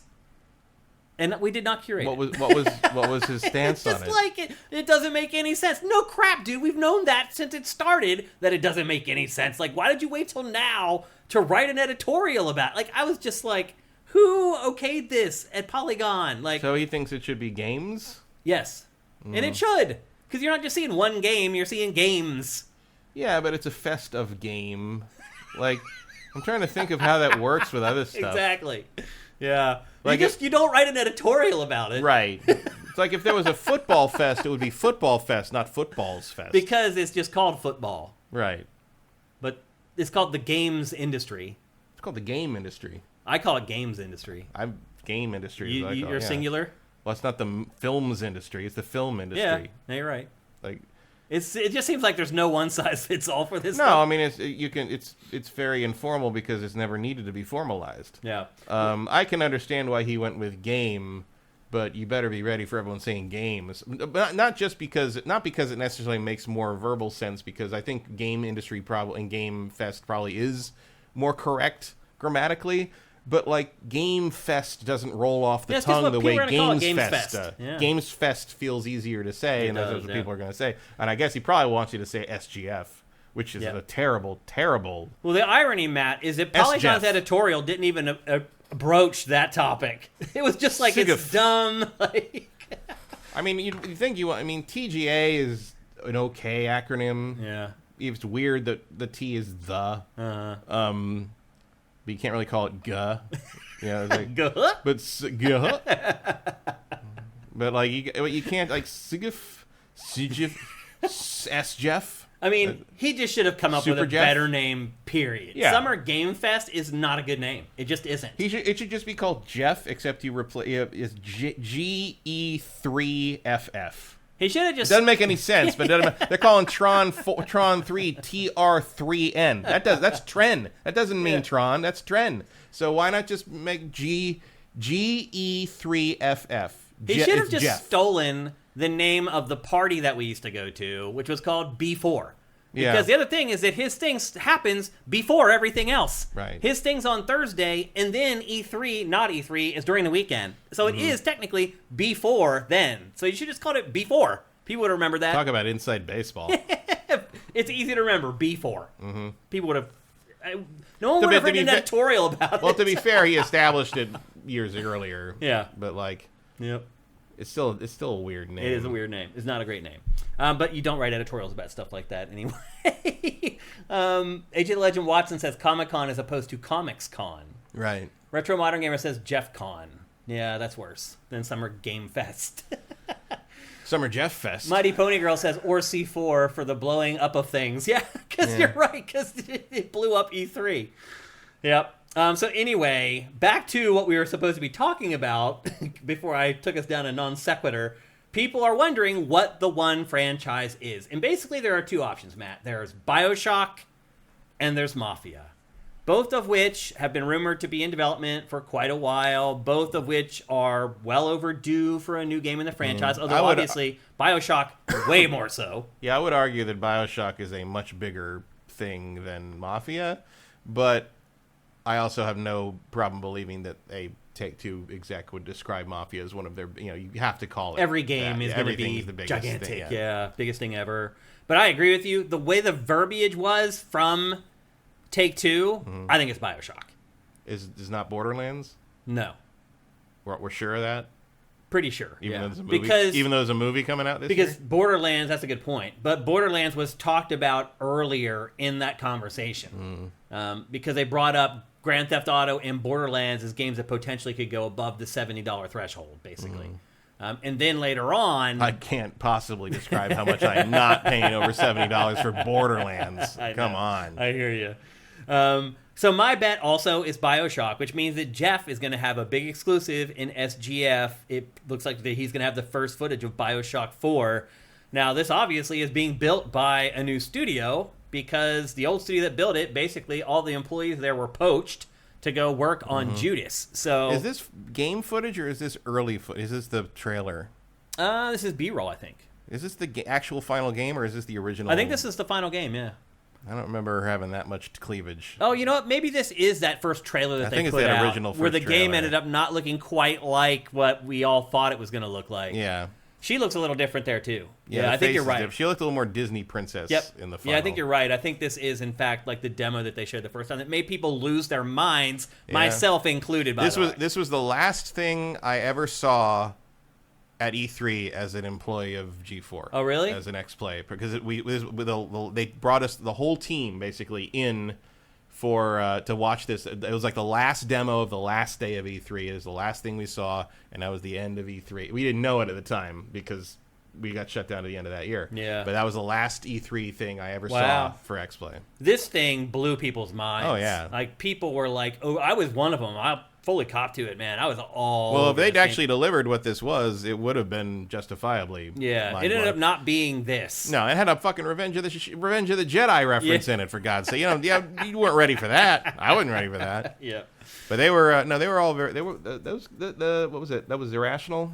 Yeah. Yeah, they were very good to us. I still have it's in the bedroom, but I have when they came for their Ken Levine did one of the last interviews on X-Play to talk about this before it came out the following year. And to play I think he mainly wanted to compete in the game developer Mario World 1-1 speed run thing that I'd come up with, and like I think Cliffy set some record, and Ken was like adamant that he was gonna.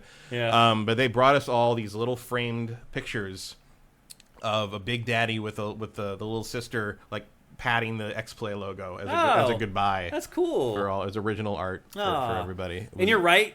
Her cleavage was way different in this. Like, she was way toned down in the final game. And there's Revenge of the Jedi, as you said. Yep. Very alternate world. This demo here blew people's minds. It literally set the world on fire when it came out. So I do tend to agree with you. I do think that it's going to be the next BioShock.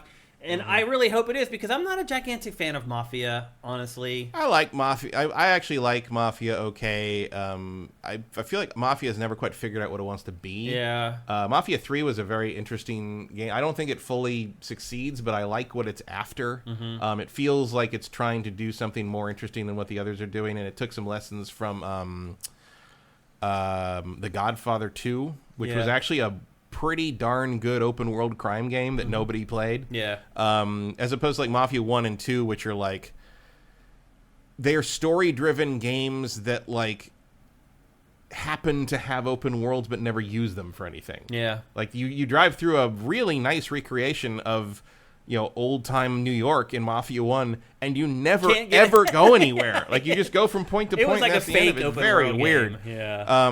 And the Mafia 1 and 2 are also the people who went on to make Kingdom Come Deliverance. Yeah. And then Mafia 3 was Hangar 13, which I thought I thought what they were doing was pretty cool. Like it felt like you were kind of slowly building this empire thing. The problem was it was very slow. And I tapped out about halfway through that game because it was just so long. I didn't finish the latest Mafia. It became boring to me. I didn't get like sucked up into it, unfortunately. And Vincent brings up a good point. He says, I doubt it's Mafia because Hangar 13, at least in part, worked on Top Spin, and that just came out. Mm-hmm. So yeah. And they're not really big enough to do two things at once. No, they're not. So I do think it's BioShock, and I'm very excited that it's BioShock. It'll be interesting to see how they take that franchise in a new direction without Ken Levine there to kind of shepherd it. Apparently, I guess they're going head-to-head with Judas then. Yeah. I mean, my guess is Judas comes out before Sounds BioShock like Judas 4. will be first. Yeah. But then BioShock 4 has to live up to Judas. Are they finally doing my original idea, which was like you did objectivism in an underwater base, and then you did American exceptionalism in a floating city, and now you have to do Soviet communism in a volcano base. That's my trilogy arc for lampooning the major political concepts of the 20th century. That would be freaking hilarious, but not that out of character. No, that's why it's a great pretty joke. on target. Like, the only real downside is that Singularity kind of already did the Soviet angle on the BioShock thing, but it wasn't very good. Yeah. So you could probably do something with that. Yeah. I'm saying you had a blue one and kind of a sky white like weird one, and then you could have a red and dark one, like underwater, lava. Yeah. Like instead of like the water going through the tubes for the pipe puzzle, it's lava going through the pipe puzzle. Now it's edgy. There's some badass pipes that can hold the lava, let me tell you. Big pipes. Strong pipes. Russian pipes. Soviet pipes. You could have a lot of fun. Also, I'd say Atomic Heart also sucked a lot of the wind out of the sails. Like you probably have to find something else. But I always thought it should have been like you did Ayn Rand, and then you did America, and you should do the Soviet Union to sort of like round it all out. Okay. All right. Cold War trilogy. Yeah, 100%. All right, so anyway, it looks like we're going to see the new BioShock here very soon on June 7th, I believe. Nolan Bozo said, what did BioShock 2 do? Nothing. BioShock 2 did nothing. It really didn't, yeah. Minerva's Den is good. The DLC, the DLC is really good. Yeah. But that game that was a meh. Noctatornitis says, as long as the villain is Dr. Evil. Well, Sanuku reminds you that you don't need to put your face close to the mic. It will crack. Too loud, I'm too soft, I'm too whatever. You're right, though. No one's ever happy. Yeah.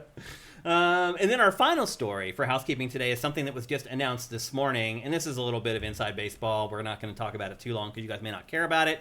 But IGN bought a ton of websites. I mean, the deal probably happened weeks ago, but they announced it today.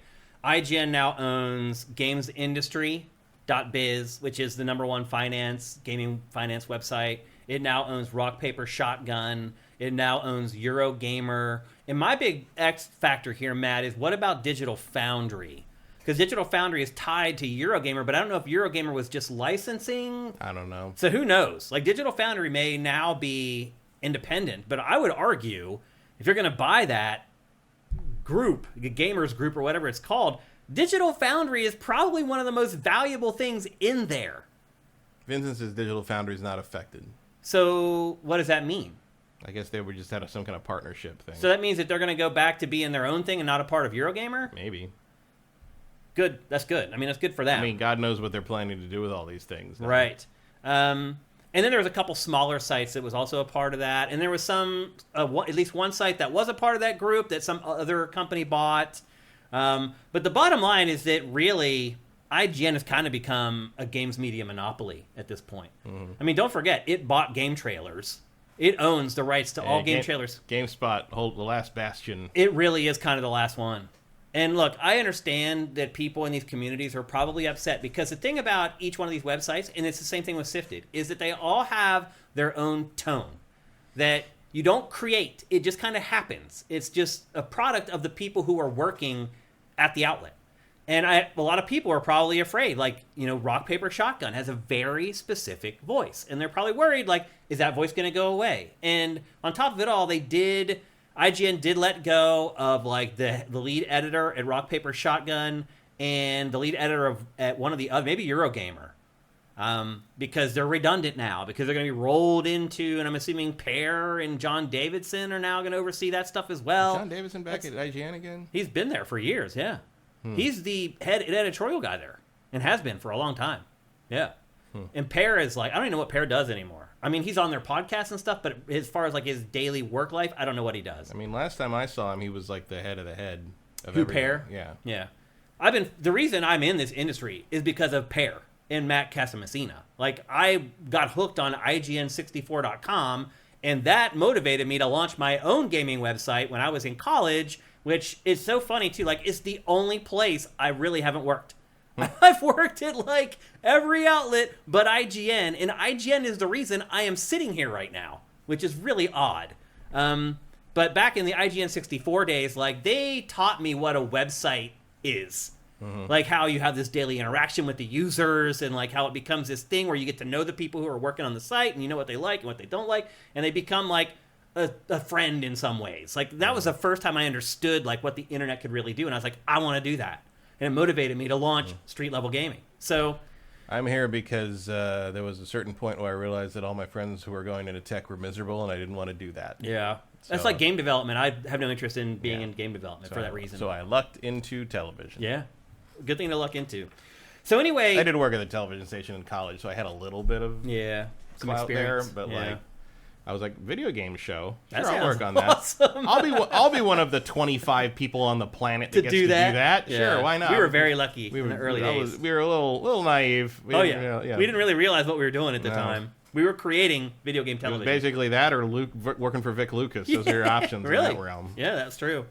So anyway, I do understand how fans of these websites might be upset because they're afraid that tone is going to go away. But the truth of the matter is that most of these websites wouldn't have survived. Like, that's really what's happening here. Is like they wouldn't make it unless IGN bought them. So it's like the question is like, is IGN buying them so they can then make them all part of their network and diversify their and keep running them reach, or are they just going to shut it all down? Or are they going to start driving the URL Eurogamer.net to IGN? Just to IGN, which may be all about redirects, because the other thing you'll have that annoying period of like 4 to 6 months where everyone is working. You're all part of the IGN editorial family now. Oh, you're all actually laid off. Like all of you. Yeah, all of you. It could happen. And a few people who were already working for IGN before the sale, just cuz. Yeah, they're going to be cut too, because we've been wanting to get rid of them. Yeah, we want to cut all that down anyway. Now we found an opportunity to do it. And now we can do it in a way that bumps the stock price up by about 2%. Yeah.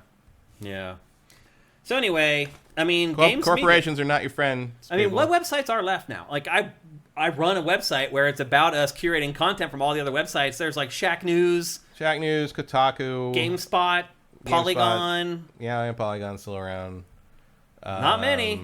Like, it's crazy. Beyond that, you're getting into really small outlets that I just know because I know people who work on them, like that kind of thing.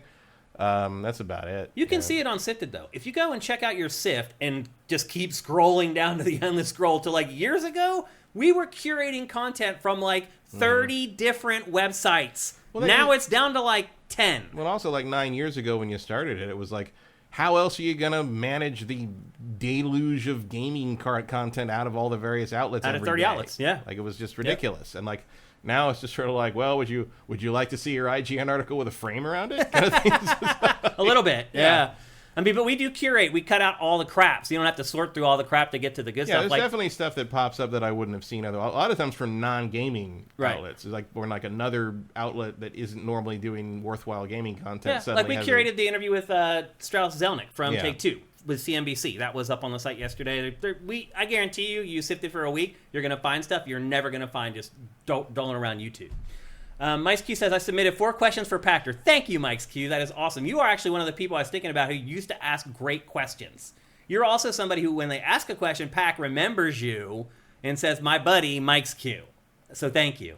Mitchell Ness says, do you think IGN has purchased these companies in response to IGN unionization? I think that's too recent for that to have been This has been in the works for a while. Yeah. But it is going to be interesting to see how that affects what they do now. Mm-hmm. Bottom line is, there is really no games journalism industry left. No.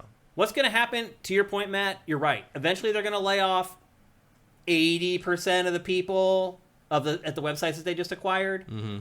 And the only place you're going to be able to get a job in games journalism is IGN. So what's going on, Matt? I'm just looking. See you looking around. Everything okay? Yeah, I'm just considering rearranging some things. Oh, okay. Behind you. I was like, oh my God, is an earthquake coming? Is he feeling it before I am? I'll let you know. I do have the California earthquake sense, but I'll let you know when that happens. The cat will let you know before I do. Yeah. Sanuka says they are 100% going to lay people off. Of course. I mean, any acquisition, there's redundancies, and they're going to lay people off. Like, for example, all the PR people, the marketing people at those places, they're all HR, any of those jobs that are replicated across every company, they're all going to lose their jobs. That's just, and you know that when you get acquired, that those are the jobs. The editorial stuff, like maybe there's a superstar working at Rock Paper Shotgun who's really like maybe you save one or two HR, one or two people from the because like now you've got more to cover, right? But like for the most part, yeah, they're gonna lose their jobs. So anyway, once again, games journalism. It's really insane what's happened. It's just crazy that this only happens to games journalism. Like, I mean, normal journalism has been gutted pretty hard too. But still, like the main media outlets, like normal media outlets, are owned by 3 companies. I know. Like, and it happens more than you think. It's dangerous. Yep. Games journalism is the thing that is kind of singular in the sense that there's nowhere else to go. Mm-hmm. You know, like if you have a journalism degree, I guess you could sort of transition in some way, but not really. Though, because there's some 19-year-old kid who just graduated college who interned. So say I would want to go into sports writing at my age. That's not going to happen. Mm-hmm. I could be amazing. I could write articles about sports that blow people. Nobody cares. I'm the old person, like that's going to want more than $30,000 a year. There's some 19-year-old kid who just interned at some sports department at their local TV station. That's the person that they're going to hire. Mm-hmm. Like you can't really shift gears in journalism because you also build up your contacts through years and your knowledge base. Like if I knew as much about sports as I do about video games, I could move into sports, but I don't. Mm-hmm. Like I know a lot about Pittsburgh sports teams. I don't know a lot. Well, maybe not a lot, but I do know a lot, but not enough to be a sports journalist across like everything. So, yeah, it's like if this is what you've done for your career, there's not a whole lot of places to go. Yeah, well, that's one of the reasons I didn't. Yeah. I always felt, even back in the day, like one of the things we used to say it all the time, but I was like, even back at Tech TV as early as that, I was like, well, games journalism is a pretty shaky career, but at least here we're not, our focus was learning how to make TV. You can take production skills anywhere. And sure enough, that's what I did. That's fair enough what I did. I never wanted to be. Yeah, I mean, I do have like that would be an opportunity that I would have as well. Like I can produce TV, regardless of what the TV is. I know how to produce a good segment, so that is something. You can take something from page to screen, but most of us can't. No, of course not. Like we were lucky that we got to work in TV. A lot of people in the game journalism space can now because you had to when learn game trailers video. When game trailers changed the landscape, everybody had to learn how to do video. Yeah. So, but. Look at Polygon. Polygon is very stubborn about that. It really is weird. But I don't get it. That's where you make money is on video. I don't know what Polygon's doing. But anyway, that's the latest. IGN just pretty much at this point has bought up most of the games journalism industry. And again, like I don't really fault IGN. It's smart for them business-wise. But also, like, a lot of those sites would have just gone away if IGN hadn't purchased them. So I know it hurts to hear it, but that's the truth. Like, they actually came in and, like, ended up saving a few jobs versus, like, people who probably would have all lost their jobs. So there's always multiple layers to stuff like this. And as people who have worked in this industry for a while, I feel like we can provide a little more context than most. But unfortunately, as always, we send our condolences to those who are going to lose their jobs. And we hope people land on their feet. And we hope that we're wrong. And a lot of people that are working at those places have prepared for jobs other places. And they find some work and they land on their feet. Sanuka says, now they will blame IGN, aka Ziff Davis. That's the other thing, too, is that, they also, like, Ziff Davis bought IGN, which I'll never understand. It felt like it should have been the other way around. Like, because Ziff Davis was Dead Tree Media with magazines, and IGN was the new digital thing, and somehow the old Dead Tree Media company bought the digital company. I don't know. Ziff Davis has been that kind of constant background player for a long. I mean, that's why I had got my job in the first place. Was Ziff Davis sold Tech TV, which was ZD TV, to Paul Allen. My first real paycheck in the games industry that I got aside from my site was from ZD. Yeah, and because ZD TV Ziff Davis owned GameSpot, once they were sold to Paul Allen, they could no longer use the GameSpot reviews as the basis for the video reviews in the show. Yep. So they needed people to actually write reviews for them, and that's where I jumped in. And then eventually I came in. Yeah, it's pretty crazy how it all worked out. So anyway, that's the latest. IGN gets bigger. Other guys are going away. News at 11. It's the same thing that's been happening for the last 5 or 6 years at this point, sadly. All right. With that, we're about ready. Eventually, it'll just be AIs reviewing GTA 7. You're probably right, man. Sadly. That's probably where it's going to be at this point. So anyway, got a big show for you guys. We're going to talk about Hellblade 2 in just a minute. But before that, here's a word from our awesome sponsor, LS Cream. LS Cream is a fine cream liqueur created by fellow gamer and sifter Stevens Charles. It's inspired by an ancestral recipe from Haiti called Cray Mass, and a double gold winner for its original taste at the New York Wine and Spirit International Competition. LS Cream can be enjoyed on the rocks or as a mixer for drinks with its rich blend of fresh cream and neutral grain spirits with notes of coconut, vanilla, cinnamon, and nutmeg. It's great in coffee or to make espresso martinis. To learn more, discover amazing drink recipes, or to track down your own bottle using a handy store locator, head to creamls.com/sifted. That's creamls.com/sifted. That's right, people. Head to creamls.com/sifted and Craymass, dadass. I love LS Cream. I can't say it enough. Things have just worked out. Sometimes life just works out that way. Like when they approached us about this sponsorship, I had never heard of LS Cream. I'll be honest with you, I wasn't even a big fan of Bailey's at that point, which is what this is probably most similarly tastes like, but this is better than Bailey's. I mean, it's obviously also cream liqueur. I don't think it tastes like Bailey's at all. You don't? I mean, I guess the same. It's the closest thing I can compare it to. It's the closest thing, but it has a more robust taste. It has more spice to it, and it's thicker. So it's just completely different. It's a completely different mouthfeel, and it's a completely different taste. No, the spice, I think, is the biggest difference. Yeah. Like, we talk about it in the ad, like the spices that they put in this, that's what sets it up. Bailey's is way more benign and, Bailey's generic. It's like, we're going to add a kick to the eggnog. The kick in Bailey's is like there's alcohol. Right. The kick in this is the spice the flavor. blend. Yeah. We love LS Cream, man. Both Matt and I love it. And we even had a little bit down here. You had a party not long ago. There was LS Cream down there.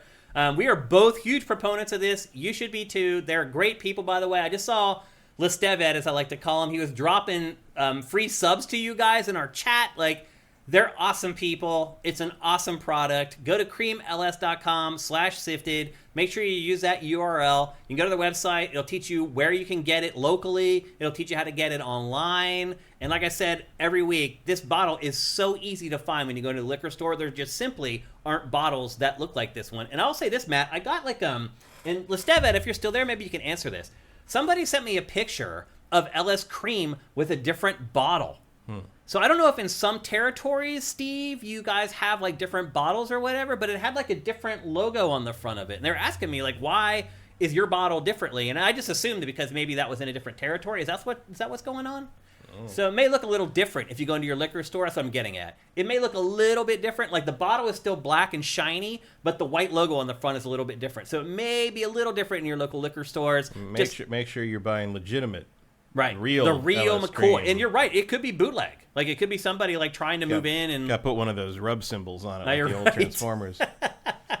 I think Lestevet's gone. Unfortunately, he hasn't replied. Justin Horman says the person I bought a bottle for enjoyed it for what that's worth. Everybody does. I've never met. Yes, it's an old design. There he is, Steve. Okay, so it's an old design of the bottle. This is the new design. So I'm assuming in stores everywhere around the world, this new design will be there. Is that right, Steve? Regardless of what the logo is on the front, these bottles are very easy to spot in your local liquor store. Go in and ask for it by name. If they don't have it, you demand it. I want my LS Cream. So anyway, go to creamls.com/sifted. Learn all about it. We love LS Cream, and you will too. I promise you. With that, it's time to talk about the big game of episode 388. It's Senua Saga Hellblade 2. Matt, I was a little surprised at the last minute they decided to switch the title of this game.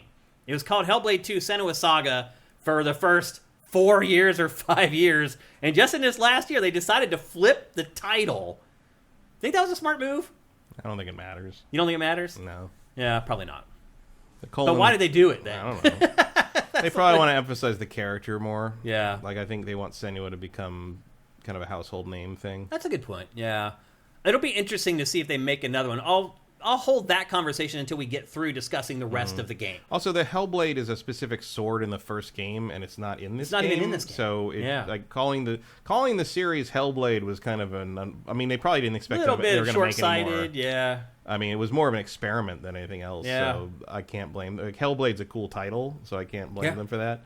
But yeah, the Hellblade is. I mean, there is. I guess you could argue that hell is involved. In a way, I will say this: later on in the game, something does happen to the sword that you use. But it's not the same. I mean, the Hellblade reference in the first game's title is a specific sword you need to use to kill a god. Because she went to hell. Right. And in fact, let's give you a quick recap of what happened in the first game. So, Senua is basically the head of this tribe. There's these people called the Northmen. She's a warrior in the tribe. She's a warrior in the tribe. There's this group of people called the Northmen who are coming and invading her village. Vikings. They're Vikings, basically. Yeah. She's a Pict, and they're Vikings. Yep. And her father is the lead druid of their tribe or clan or whatever. And she's mentally ill, and she's causing problems. And basically, the people in her tribe are like, you need to go away. And so she does go away. Well, she, more specifically, like, she has always had the psychosis, and her father thinks she's evil. Right. But she meets this guy whose name I can never remember. Dillian. That sounds right. Yeah. And he kind of like becomes sort of a bright spot in her life, kind of stabilizes her a little bit. Like her boyfriend, basically. Yeah, it's someone who cares and doesn't judge her. Yeah. Like, who knew? Yeah. And then a plague hits the village, and they blame her and her darkness for it. So she leaves in the belief that if she leaves, they think she'll take the darkness with the plague with her, and she does that too. And she comes back a year later, and the Northmen have basically raided the place and killed everyone, including her boyfriend. Dillian. So she cuts Dillian's head off and takes it to the into hell, to the gates of hell, to demand that Hela give her boyfriend back, bring him back to life. Yeah, which doesn't work. And she has psychosis, which has been very meticulously researched with actual psychiatric professionals, and that takes the form of a bunch of different voices in her head that are all voiced over the soundtrack, talking to her constantly, including the darkness, the women in her head are called the Furies. The darkness is her father, essentially, who hounds her and abuses her the whole time. Yeah. And by the end of the game, she basically accepts the Furies, carries them with her, and decides to live on. And in the beginning of this game, some time has clearly passed. She's gone back to become the warrior of her tribe, and has allowed herself to be captured by the Norsemen slavers to follow them back to where they take the slaves to stop them. The Northmen have been invading her village and stealing people, basically. Taking people constantly, and they have a particular sigil they have, so she wants to find out where they're going and basically kill them and stop them. So she hijacks the boat. She gets on the boat with the other slaves. She gets on the boat and just sits there, and then the boat sinks. Conveniently sinks right next to the island they were going to. Well, no, it's not the island they were going to. Really? No, it's an island controlled by the guy's father who runs the whole thing, but he's not on the island. He says that early on. Who's not on the island? The leader of the whole thing. Yes, he is. But his son says he's not.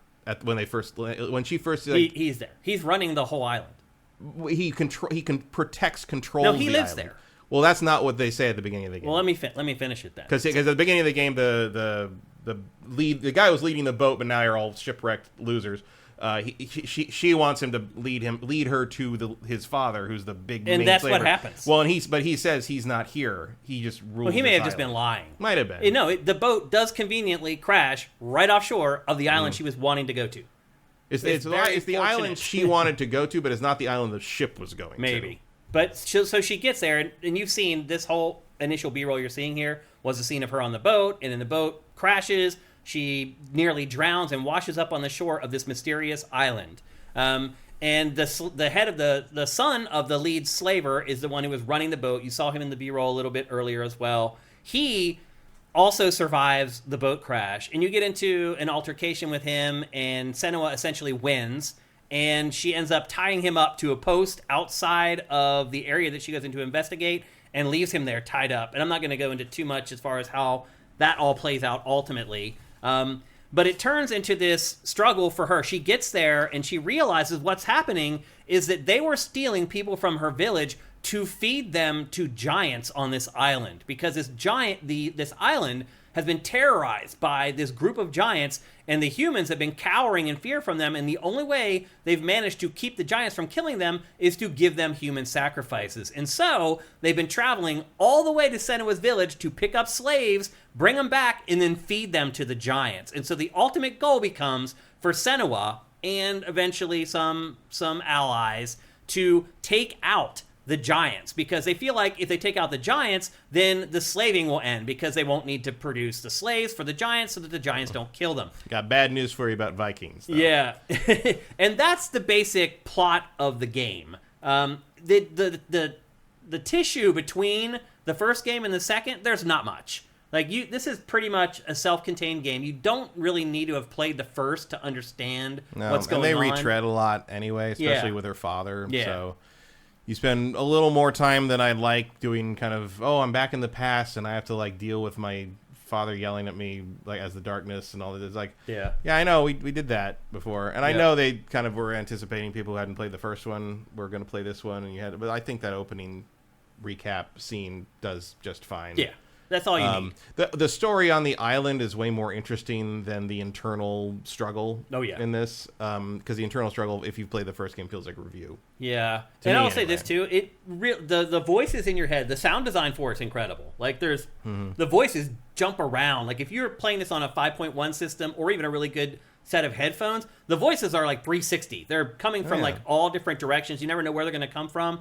The technical achievement there is a substantial. The technical achievement on the overall is insane. Oh, yeah. You're seeing the B-roll. This is probably the best looking thing. We say this a lot because the bar has been raised repeatedly by various games. This is probably the best looking thing I've ever seen. It's definitely the best looking Xbox Series X game, without a 100%. Doubt. I'm playing it on my on my PC, and it does run. Runs at 90 frames a second, no problem. Everything maxed out. Mm-hmm. DLSS on. It hitches a little bit early. Hitch a little bit early on with shader compiling, hitching, but that around this scene basically. Mm-hmm. But nothing since then. Just buttery smooth and just there. So as an example, there's a scene earlier here after you first get shipwrecked, where she's climbing up this these rocks to get off the shore, and right there, that's the end of it right there. And halfway through it, I'm just why am I still holding up on the D-pad? It's just a cutscene. And I let go, and she stopped climbing. Yeah. And I'm it's not. You're actually, there is a lot of just holding up, and she's going to walk for as long as it takes the dialogue to play out. Oh, yeah. But there's a whole lot of that. The voices, I think the voices were... they were done differently in the first one in the sense that they were more intrusive, and she would quiet them down, and then they come back, and there was a little more ebb and flow on them. Mm-hmm. This one, they're just constantly there, they constantly never stop talking, and they get really irritating after a while. And I think that's intent. I'm sure if you actually suffer from this, it's probably pretty fucking irritating. It started to make me insane. You do start to feel kind of crazy after a while. And I do think that's probably intentional. I think it is absolutely intentional. Yeah. But that kind of also means two things. It means this game feels really kind of oppressive to play. Yeah. It's a depressing game. It's short enough to play in one sitting, but I don't think you'd want to. I kind of did. You probably I played it in 2. But if you don't have to for a deadline, I wouldn't recommend doing that to your day. Yeah, I don't think it's good for your mental health. Probably not. And I do wonder how much of that is the developers intentionally trying to impart what Senua is feeling I think it's on all the player. Intentional. 100%. Yeah. But here's the thing, though. This game is one note, one tone. It is just dark. If you look at the script and you did a search on the script for this game, I bet you the word dark is used, not exaggerating, 2,000 times. It is very dark. They use the word dark over and over again. The game itself is very dark. There are also, sections I should of note, this game where you can't see. I think this footage from the Xbox. This is the Xbox Series X. Okay. Yep. So this looks darker than mine, and I think I assume you have HDR turned on. Yeah, here. I do. Yeah. I had to turn it off. Oh. Because it made the game so dark I couldn't see it, even if I turned it up. If I turned up the brightness high enough to see it, it washed it all out. So I turned the HDR off, and I think it looks fine. I tried a bunch of stuff to lighten it up, and nothing really worked for me, unfortunately. There were some sections where it were almost unplayable. They were so dark for me. Yeah, this looks way darker than what I played. Yeah. And it doesn't look bad here. It looks great. It looks amazing. I did turn the HDR off on the PC. Yeah. I just didn't feel like it was necessary, and it was just impeding it was just impeding the visual quality. Yep. I thought it looked fine without it. So you've seen several skirmishes here with the combat. The combat is very simple. There's a light attack, a heavy attack, there's a block, and there's a dodge. And that's pretty much it. Like, And later eventually you get the focus thing. you get a mirror, a magical mirror that lets you pull finishing moves. And you had a similar thing in the first game. Yeah. I don't remember it was the same mirror. I mean, the one thing I would say generally about And once this, you activate the mirror, you win. Yeah. That's what you're doing is basically you want to hold your own until you can charge the mirror and then activate that and just beat the shit out of them. As you block or dodge, you can see the mirror on her hip. There's a meter on it that slowly builds. And once it gets to the top, you squeeze the right trigger, and you can basically pull off a finishing move that will go through an enemy's block or anything. I do think it feels much less stiff than the first game's combat, but it is essentially the same system loosened up a bit. They also blended the animations from the controlled combat to the finishers way better. You can cancel attacks to block or dodge. I definitely appreciate that. Like the fighting against the monsters and the weird, mental hallucinations is a little more kind of whack. But like the fights against actual people in this really do feel like two people trying to not die. Yeah. One thing that's different about this game is that you only fight one enemy at a time at all times. You never fight more than one. You finish one and kill it, and then the next one will come running from the dark. And then she turns around and realizes there's something behind. And it's cool how it's all seamlessly... She really should keep her head on a swivel a little more. But it is cool how it's seamlessly all put together. Like, the fights are highly choreographed. And even though you're only fighting one enemy at a time, like, as soon as you finish someone, another enemy comes in very creatively. And if you get farther into the game, like, you'll start fighting like 20 dudes in a row. And they start getting really creative with how the enemies use each other to fight you, and how your allies will come in every once in a while, and you'll do like a back-to-back sort of... They do a good job of making the big fights feel very confusing and chaotic, and you're kind of not sure, even though you're doing the same thing over and over again, you're not really sure what the next thing is going to come from, and where and like you'll be fighting a guy, and one of your allies will just run across and tackle him and knock him out of the way, and another guy comes from behind you and knocks you away, and then you got to reset perfect time with the B-roll. They just showed that exactly as you mentioned it. Yeah. The one thing I would say is the combat you do feel a little bit disconnected from it. Like, the windows that they give you to block and dodge are very wide. Yeah, it feels very, not rudimentary isn't the word I'm looking for. It reminds me a little bit of like Dragon's Lair and games like that, where you're just memorizing inputs and patterns. It doesn't remind me of that because it's not irritating as all fuck. Dragon's Lair sucks. Yeah. It's too fast. It's the opposite of Dragon's Lair because you have time to react in this game. Like, I get what you mean by like, it just feels like it's kind of like automated. You've got 4 things you can do, and you just have to choose when to do one of those 4 things in the right time. Like, what is the word I'm thinking of? Like, it feels obligatory. Yeah. It feels like we had to have combat here. So here's combat. Here you go. But we're not going to like make it, God of War doesn't really have to look over its shoulder or anything. We're not going to make it get good at this necessarily. You just got to be able to know which buttons do what. The other thing too is that the combat will go away for like long periods of time, and then it'll shift gears into the puzzle game. And you got a little taste of some of the puzzle stuff like earlier in the B-roll. Like she can do this thing where it's called focus. And it basically just, she goes into this like special vision, and she like lines up sigils with like pieces of environment to create shapes. It's hard to explain until you see it, and then it's obvious what I'm talking about. Or if you've played the first game, you know exactly what. Right, it's the same thing. And that's the other thing I would say, is that this game is maybe just a little bit too similar to the first game. Yeah, the most obvious thing you can say is if you like the first game, you're going to like this one. But I feel like a lot of people are like me. Like, I never finished the first game. I got like 4 or 5 hours into it, and I lost interest in it. I finished it. I did take a break when I got to the one after I'd gone through a bunch of the different puzzle sections, and then it kind of got you to a new section where it's like, here's 3 more sections of puzzles to solve, and I'm like, I'll come back to you in a minute. Never did. Or you no, did? I did. I finished it. I never finished the first game. I finished it when I got the PC and it looked amazing. When the next gen version hit, I was like, okay, I'll try this again, and then I did finish it. I didn't finish it when it first came out. Okay. Yeah, this does feel lighter on the puzzle stuff. I'm not all the way through it. I'm only in like near the end of chapter 3, I think. So maybe 2 hours into the 6-hour game. And the puzzles are pretty much exactly the same as the last game. Yeah, I will say that like there's the lining up the sigil stuff. There's like lighting and putting out torches. Remember, you can pick the torches up. Yep. don't forget you can pick up the torch, because there's one part of the game where you may be confused like I was. And then there's puzzles where there are these like orbs floating in the sky, and you use her focus ability on them, and it will make parts of the environment either appear or disappear. And those are pretty much the 3 puzzle types that are in the game that are used over and over and over again. And then the other bulk of the game is walk and talk. And there's walk and talk where you're literally walking and talking to yourself. Like the voices in her head, she's talking to them, and they're talking to each other. There's segments like that, but then there are also 3 separate segments where there's just these huge expedition dumps where Senua just walks really slowly through these kind of like wireframe cinematics, and they tell the whole story. Like the important parts of the story, the backstory, why things are happening, instead of just showing you what is actually happening at that moment. And I don't know if that was like they were planned on you being able to play through that stuff, and in the end they're like, we can't get it done. But either way, it's a cheap plot device. The visual fidelity in this game feels like that's what took so long. Yeah. I do wonder if they had a different angle on the game originally, they kind of went back to the original concept at some point, because it feels like there's elements of this game that would have lent themselves to a much bigger expansion of the idea and gameplay of this. And I wonder if at some point they drew it all the way back and just made what they had already because they knew it worked.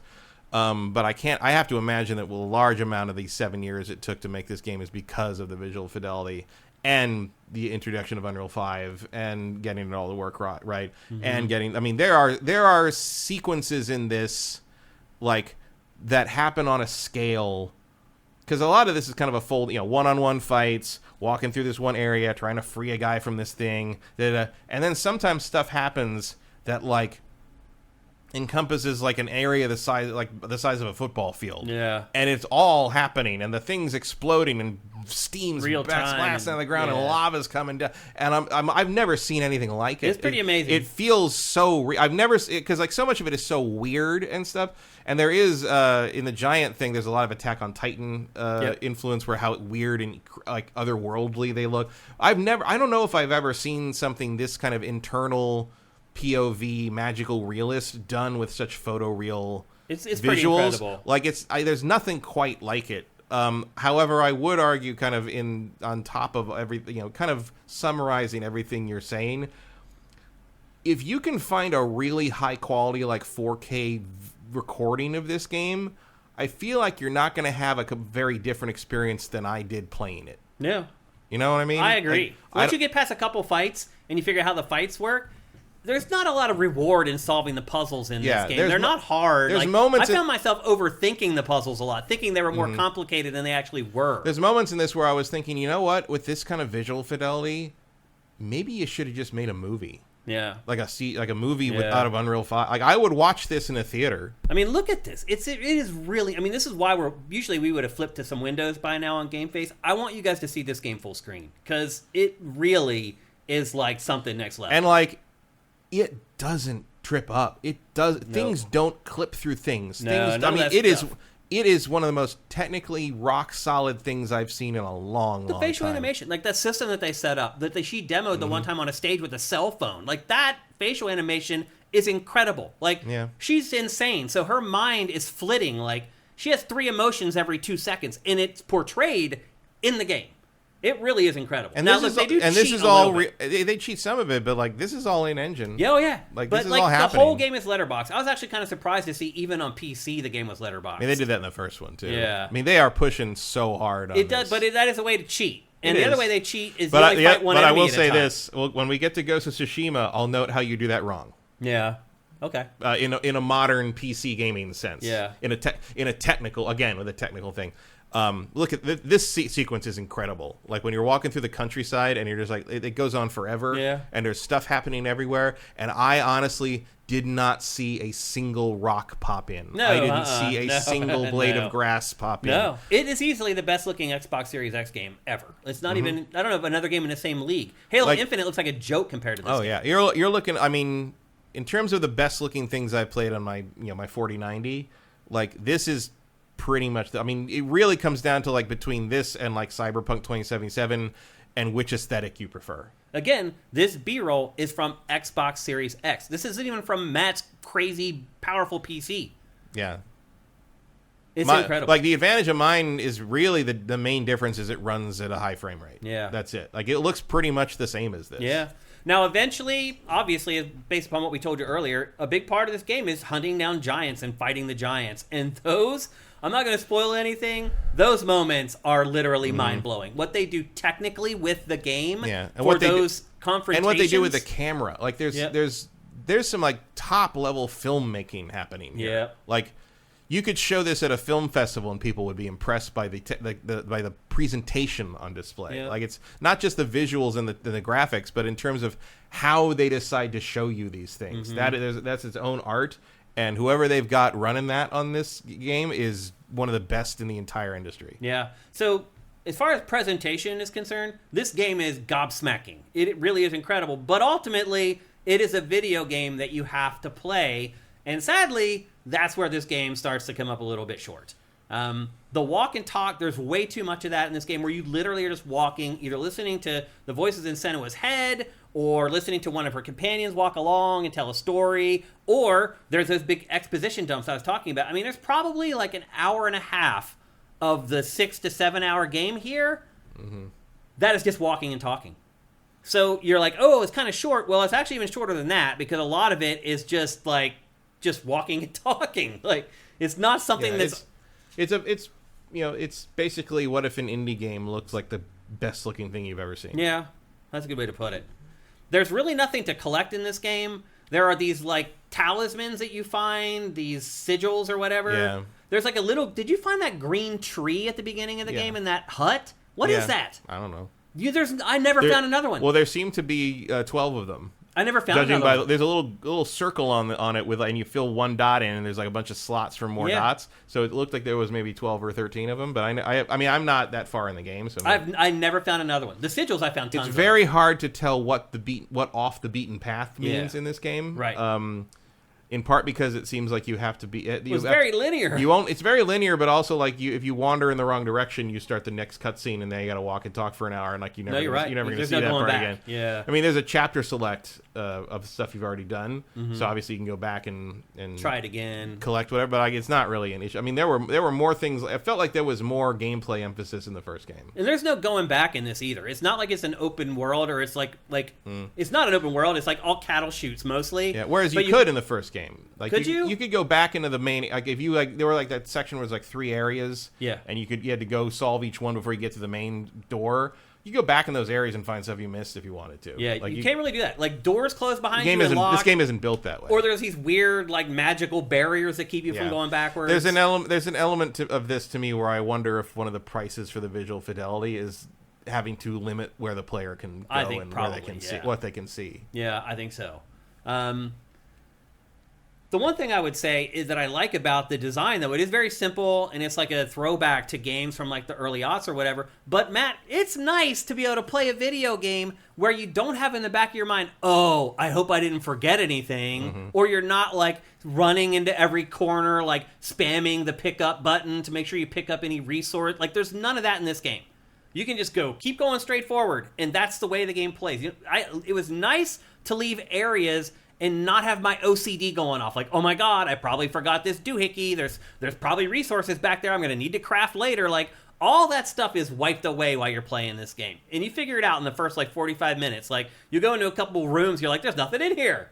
There's nothing in any of the rooms. They're just there to look at. Well, and sometimes you go through an area and you're like, there's nothing. What is the point of it? And you're like, oh, I'm going to find one of those sigil things. I'm going to come back over here and scan a sigil and do that. And like a couple of times I was like, oh, I feel, because my instinct in any game is to explore before I trigger the thing. That's how you play particularly. Yeah. And like that just wastes your time in this game. Yeah. Because you're just going to have to come back here when you've activated the sigil and then scan there's nothing to see. There's nothing to find. Yeah. Except apparently that one little green tree, which the significance of that was never really explained. There are no prompts in this game. There is no tutorial in this game. No, pick up the torch. That's all I got to say. My one pro tip to you is pick up the torch. Well, my pro tip to you on that is listen to the voices. Yeah. The voices do actually tend to tell you what to do. The voices are like a little strategy guide. Yeah. If you listen to them, and I would recommend you try to play this with a good set of headphones or a good surround sound system. It tells you that at the beginning. Yeah. And if you are not getting the same experience as somebody who does. You just aren't.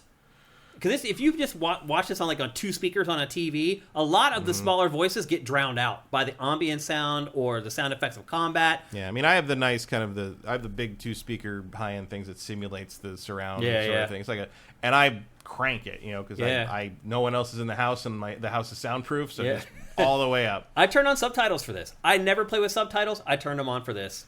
Like, and I mean, I hate subtitles anyway, but like, me too. I feel like that would really ruin this in some ways. After the first few hours, I got sick of missing stuff. If you have no choice, then yeah. I turned them on. And I was glad that I did, because even if you have it turned up loud, you can still not understand what some of the voices are saying, because they're just muffled or they're whispering a lot. Yeah, see, I didn't have that problem because I didn't have a volume limitation. Yeah, I do. Unfortunately, living with the wifey, I got to be Although careful. it's funny, and I didn't notice how important that was until like when you got here, you wanted to see what it looked like on the PC, and so I was playing through. I just loaded up where I was and started moving through the thing, and you were kind of making commentary, and I'm like, I can't hear the voices when you talk. Shut up.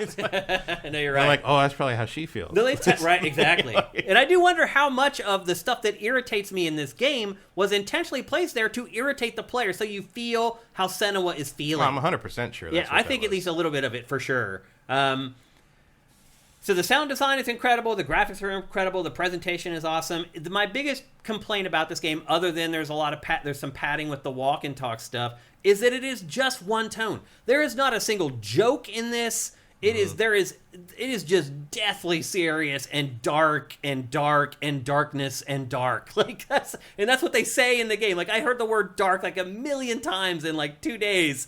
The version of your father who hounds you is literally the darkness. Yeah.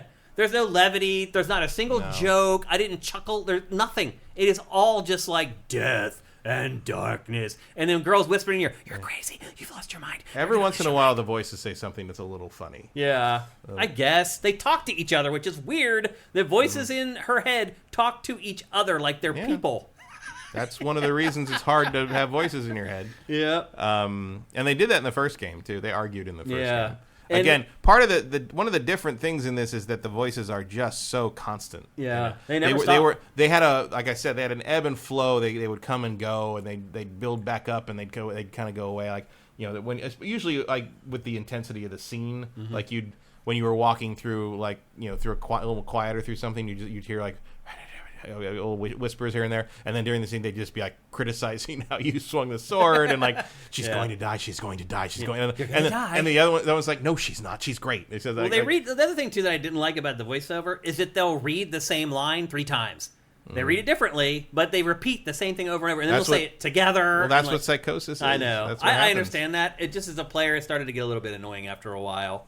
Imagine having that in your head all day. Yeah, but this is a very bleak game. Yeah, is the best way to describe it. There is no levity in it at all. It like you need to prepare yourself to play this game. Like I played it at 7 a.m. on Saturday morning, and I felt so weird. And the game is so dark, I had to like put down all the shades in the living room. I had to put down like the big shade that goes over our sliding glass door. And some sections of the game were still too dark that I had to wait till the glare wasn't on the TV to play it. Like that's. I played it in the middle of the night because it went live at 1 a.m. last night. Fuck you, Mike. Like what? 9 p.m. or 8 p.m. every other fucking time, and all of a sudden, no, like 9 p.m. you're too good for 9 p.m. Yeah. Hellblade 2. Come on. To me, the best use of the voices. I probably would have finished it last night if it went live at 9. You might have, yeah. To me, the purpose of the voices is they're like a little strategy guide. Like they tell you what to do. They're like, go over here. No, not there. Go here. Go over there. Like, yeah, they're a hint. Like when I got to the torch that you didn't figure out how to pick up for a long time. When I got to one of the voices said a light, we need that. Or something like that. I didn't hear that at all. Okay, so I should probably pick that up. I just kept wandering around. In part because every time you pause the game or every time you load the game, there's a little controller like graphic that shows you all and the B button is listed as interact, and I'm like, I have not used that for anything so far. So I did it, and then it turned out that A does the same thing. Right. So I don't actually know what B does. A and B are the same. A is supposed to just be dodge. Yeah. But it also interacts. It'll also climb up stuff. And climb stuff pick and things up. Yeah. Probably because that's just what people expect. Yep. They expect A to be a context sensitive button to a large degree. And we will talk about something later that could learn that lesson. The other thing too, Matt, is that like the combat and the rest of this game are discrete. Yeah. Like this isn't one of those games where like you're solving a puzzle and like in the middle of solving the puzzle, here comes an enemy into the room. That's not how this game works. It's like The skirmishes are predetermined, discrete things that happen. Once they're over, then the game shifts gears, and then you're in the puzzle solving mode. It's all... none of it feels... None of it... I mean, it does unfold organically in the sense of how everything looks very authentic, but in terms of what you're doing moment-to-moment gameplay-wise, it's not organic. No. It's like they are very much... Now we're doing siloed this. off into Now you're doing this, now you're doing that, now you're doing combat, now you're doing puzzles, now you're doing walking, now you're going to listen, Yeah. now you're going to fight.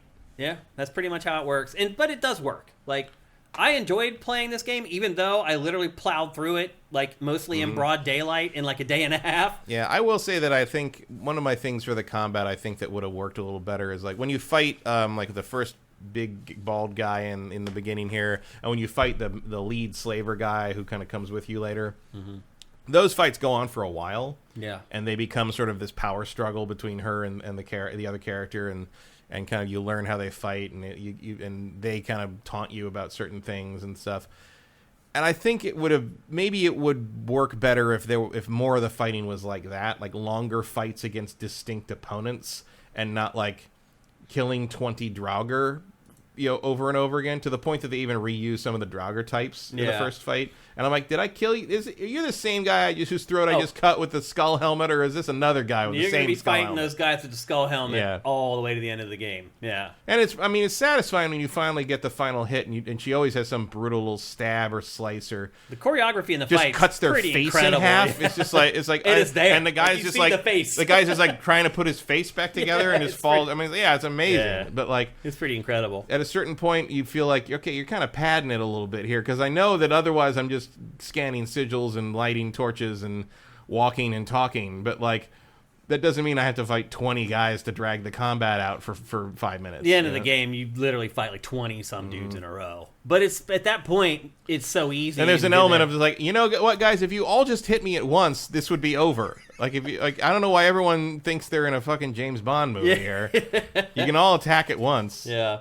So this game is $50 if you pay for it, and you can buy it. Like, you can go to GameStop or Best Buy and buy it. I thought about it just to support Ninja Theory. I don't know if that matters to Microsoft anymore. I don't know if that means... they may actually frown upon you buying a physical game. Maybe they'd rather you download it on Game Pass. I don't know. Or as Matt just said, you can obviously just get Game Pass for a month for $15 or $16 and play it that way.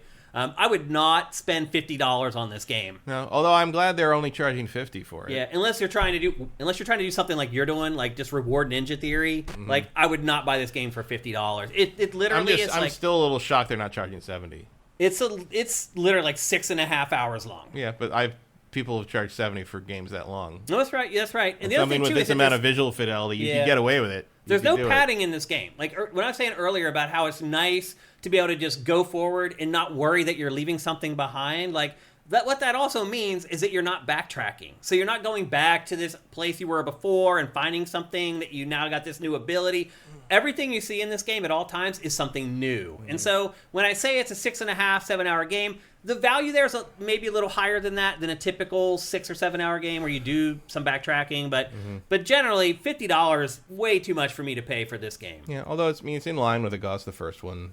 Because originally the idea of the first one was like an experiment in a AAA game with a AA budget kind of thing. Like basically, I think they made the first one for like $15 million or something. It was some ridiculously low number. They called it the first AAA indie or whatever. Yeah, something like that. But it was basically like, we don't have to spend tons of money to get something that looks high end. Yeah, and they were right. They were right. They pulled it off. They're right. Yeah. And and as a result, Hellblade cost less. I think it was $40 or something. It was $40. The first Hellblade one, at the time, which was makes sense. Less. Now games are $70. So now add the $10 next gen tax, and you have $50. But I mean, I applaud them and Microsoft for at least remembering that part of the game's roots. Yeah. Despite how long it was in development, I'm sure after 7 years, it's tempting to raise the price and make some of that back. Yeah. But maybe it doesn't matter. After all, we already learned in the last couple of weeks, it doesn't matter how successful you are, Microsoft still might kill you. Yeah. And that the head of the studio's little message to the community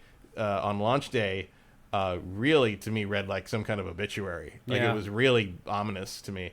Like, especially because I haven't seen a single ad for this game. Not one. I haven't seen it. I've watched the NBA playoffs, the NHL playoffs. nothing in either one of them. I haven't for seen this any game. commercials. I haven't seen a billboard. I haven't seen it on the side of a bus. I haven't seen a pop-up ad on Twitter. Nothing. There's no billboards in LA. There's billboards for every game in LA. Everything, yeah, and nothing. Like you wouldn't know this game was coming out. There's no marketing for it at all. Like if I wasn't doing this show and if I hadn't seen the head of the studio's message, like I don't think I would have known. Yeah, it's like come out with hardly. They any buried this thing for really a weird, and I know obviously it's not like a system seller. It's not a it's not a game that the that's my wide next masses- question. Does this move the needle in any way, shape, or form for don't Xbox? think so. I don't either. I mean, it's an amazing tech demo. It's an amazing piece of like, look what this hardware can do. Yeah. But you've got the dual problems of like, I don't think most people are going to have the patience or interest in this game or time.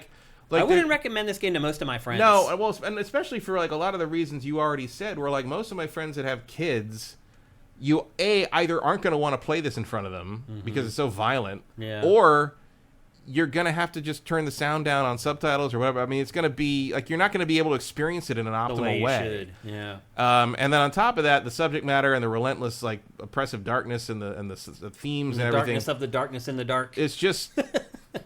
I'm not saying it's not fun, but it's like one of those things that like you experience because you want to experience it, not because it's like, oh my god, you have to play this game. It's an amazing, amazing fun game. You finish sections of this game, you feel different. It changes your mood for sure. Yeah, it's and so like that's not really the game that breaks. It's not a Halo. Yeah. It's not a Gears of War. Gears of War is relentless and dark, but it has levity and it has interaction and it has Most people aren't going to say giant worm. But most people aren't going to say that playing this game is fun. No, it's impressive. Yeah, it's memorable, affecting. Yeah, it's the indie game thing. Yeah, it's like you're not playing a lot of these indie games to have a rollicking good time. Like, it's not the Flintstones. It's not a gay old time. It's like it's almost like you're doing it for like to make yourself a better person. A little bit. A little bit.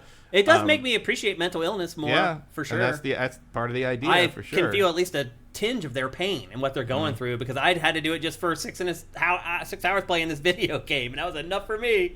And it's just and so I don't think this is I hope that nothing happens to Ninja Theory. Well, so the news yesterday is that their next game has already been greenlit. Right, but so was Tango. But does that mean anything anymore? Tango GameWorks, I don't think that decision was made something like in the 2 or 3 weeks before it happened. The Evil Within 3 had been in development for over a year, so I mean they're not averse to yanking the carpet out. You can and corporations will do that. I mean, famously, the Galactic Star Cruiser, the Star Wars Hotel, shut down 2 weeks after a bunch of Disney executives visited the hotel unannounced, and no one really knew what the deal was with that. And suddenly 2 weeks later, gone. We're shutting it down in 3 months. That's the way it happens for sure. Highly recommend, if you have the time, Jenny Nicholson's 4-hour video that she just put up about the Star Wars Hotel. And she went, and it's kind of a review, but it's also an analysis of why it failed. And it's fascinating because the failure doesn't really have anything to do with Star Wars. It's purely Disney thought this is the purest, biggest, most pointed example of a corporation thinking they can get away with the purest amount of gouging hubris you can imagine, and then cutting corners on it when they realize how expensive it's going to be to actually execute it on the bait that they originally put out there for it. And it all blows up in their face. Yeah. And it didn't. This could have been Harry Potter. It could have been Marvel. It could have been anything. It just happened to be Star Wars, which I would argue is a dumb choice for a live-in immersive experience because I am a huge Star Wars fan going back for almost as long as I can remember as a human being. Yeah. Like some of my earliest memories, period, are Star Wars movies on a big screen. Yeah. And I have never wanted to live in the Star Wars universe. Like, it's a horrible, it really capitalism run amok dystopian hellscape on a galactic scale. Yeah. The vast majority of people seem to be either starving peasants or slaves. Yeah. The movies are about basically the aristocracy. I know. I'm glad I get to visit, but I'm also glad 100%. I get to leave. And very much on top of that, in terms of spending $6,000 per person to stay somewhere in a hotel, I have never watched a Star Wars movie and been like, I wish I could eat that. Like, nope. No one wants the food in Star. So it's like that kind of thing. And so I highly recommend checking that out. But it is that sort of I thought about that partly because I'd spent 4 hours of my week watching that video, but I was thinking about that playing this game a little bit, where I'm like, it's amazing. It's a very impressive and ambitious achievement, and what you've pulled off. I would argue that Hellblade 2 is actually a very, much more impressive achievement than the Star Cruiser Hotel, because Hellblade 2 does what it's supposed to do properly. Yeah. But there's an element of like, why did you think this was going to move the needle? Why did you think this was going to work in terms of the larger sort of corporate promotional money-making, drawing people in and making them loyal to this angle of the business thing, you know? Yeah. Because again, I just can't think of a lot. I know people that I do know would love this game, but they are, like I said, they have kids. They are not in a life position to play it right now. Yeah. You know what I mean? Like, yeah, I hear you. Yeah. Maybe that's why it's 6 hours, because they know that like it's going to be like people can't handle much more than fathers that only have an hour and a half every night when everyone else is asleep to play this thing with headphones on, and they're only going to get through it in a week, and they're like, oh, that was good. Yeah. And those people probably be totally fine spending $50 on this. Yeah, they might be a little quiet at breakfast the next morning, but you know, like, a little awkward. No, we got to move on. We're running out of time here, but I guess I would say I wouldn't pay $50 for it. I think you should probably spend the $16. Probably the Game Pass is probably the right call. Yeah. And again, if you loved Hellblade 1, like I don't know why you're not playing this right now. Yeah. It's more of the same but better in a lot of ways. Yep. And if you just have high-end PC hardware or just want to see what the Series X can do when it's really unleashed, here you go. Finally, here it is. In fact, 3 years into it. In fact, that's like a weird double-edged sword too, because if you're like using this as like, hey, look what your Xbox can do, kind of thing. Yeah. Even if you're not like gonna like get real into the depressing whole playing the whole thing, it's like, how come nothing else looks like that? I know. I don't know. Like, there's an element of this. It's like, oh, this games could look this good, but they just don't. Halo didn't look that good. Halo Infinite didn't look in the same class. None of their first-party games have looked anywhere near as good as that game. And I mean, it might just be because you are cattle shooting us. Yeah. You know, you are very you're controlling what we're able to look at very carefully. Yeah. And that's probably part of it. Yeah, it helps. But there's this element of like, oh, this is a game that kind of looks like what they originally promised this generation was going to look like, and it's kind of please. It's kind of barely a game. I know. So there you go. That is Hellblade 2. Or actually, it's Senua Saga Hellblade 2. It'll take me a little while to get used to that. Saga is also kind of a big word for that. Yeah. It's a strong word for what happens in this game. Is. Yeah, for sure. I know they made it in the prose edda sense of like a Norse myth. Right. Which is weird because she's not Norse. Yeah. But I guess she's dealing with Norsemen, so I guess it's a saga because they will sing of her and her defeating the Jotun. I mean, the giants are from Jotunheim in this, so I guess it is technically a saga. It just doesn't. Norse sagas generally last longer. I hear you. This kind of feels like it took place over a long weekend. Yeah. and usually there's more than voyaging. Yeah, more, that's true. Yeah, although there's a lot of walking and talking. A little more voyaging, a little more weird Loki turning into things and getting sexed up with them and giving birth to 8-legged horses and That's one of the things that's kind of not weird enough to be Norse mythology. No, you're right. It's pretty tame. Yep.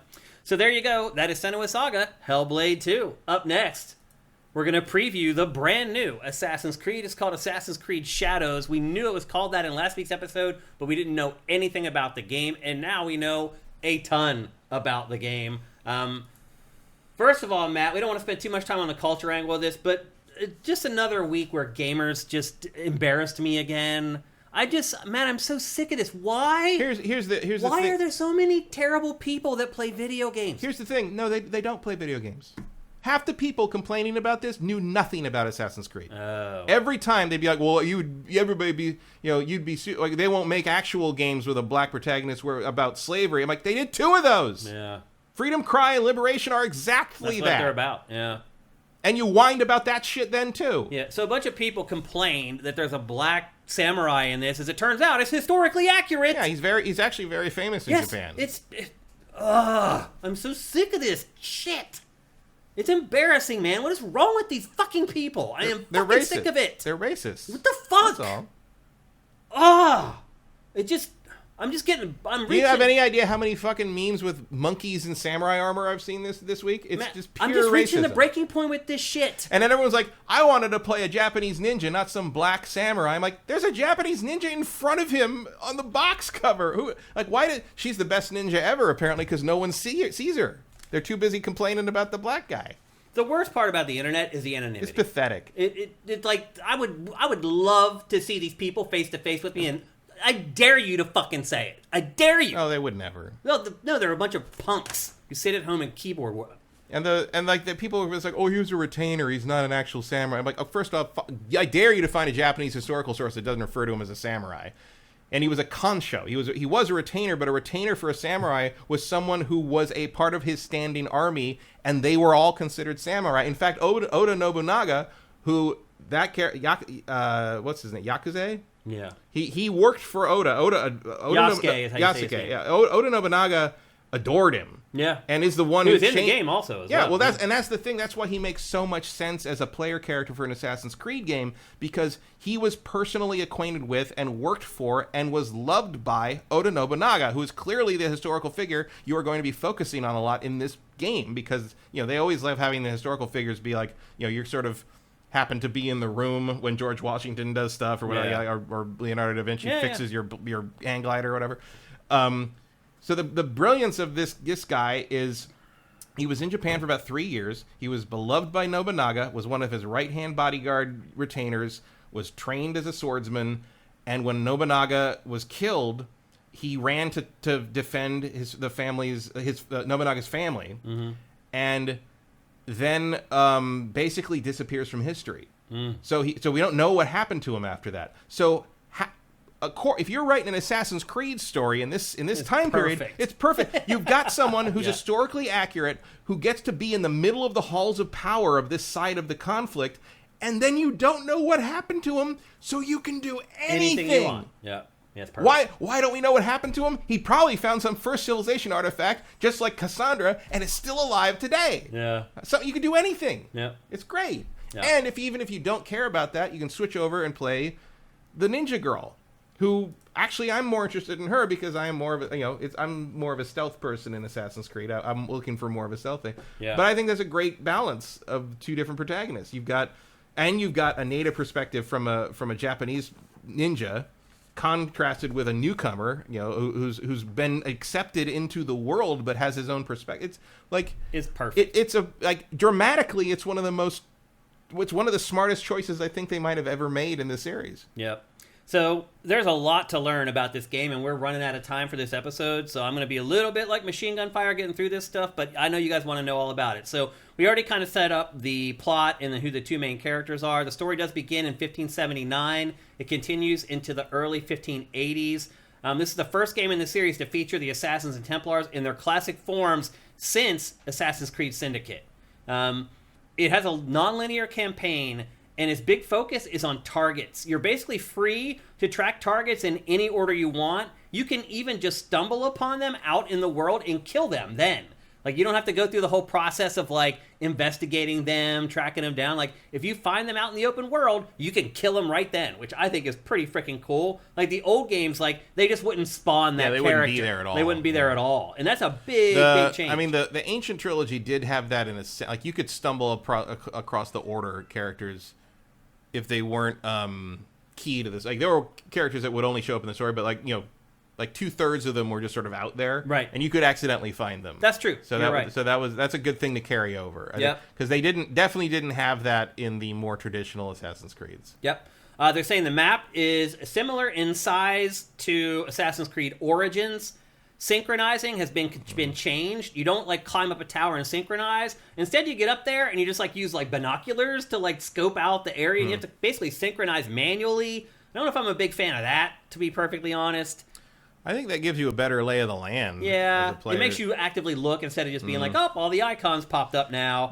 Mirage seems to indicate that they are kind of going further into the realm of planning the assassination, gathering information, and choosing an approach. Yeah. So that feels like it fits in that kind of realm better. It is removing something that I would argue is a trademark of the series. But the original reason that they did that was just to show how beautiful their engine was, and that still plays. Some of those Michael Bay circle pans for the sync things, especially in Origins and Odyssey. Those are gorgeous. They're gone now. Yeah.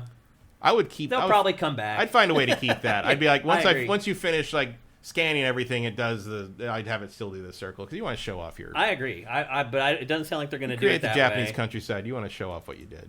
Now, I'm sure part of that's just so they don't have to like invent towers everywhere. Yeah, it could be.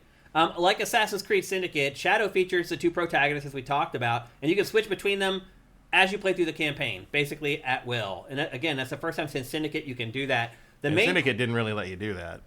It forced you to play Jacob or Evie depending on the mission a lot of times. Oh, you're right, actually. It didn't just let you do it. I was always irritated when I had to play Jacob because I didn't think he was very interesting. Yeah. The main quest can be completed as either character, which allows you the freedom to approach it however you want to. However, both characters do have their own specific missions that only they can complete. They're just side missions. They're not the main missions in the game. We talked about the dualies. We don't need to go through that again. There are seasonal changes in the game where, and this is kind of cool, it changes the gameplay, basically. So during the summertime, the grass is really tall, and you can use the grass to stealth. The other thing we should mention is that stealth is a much bigger element in this game.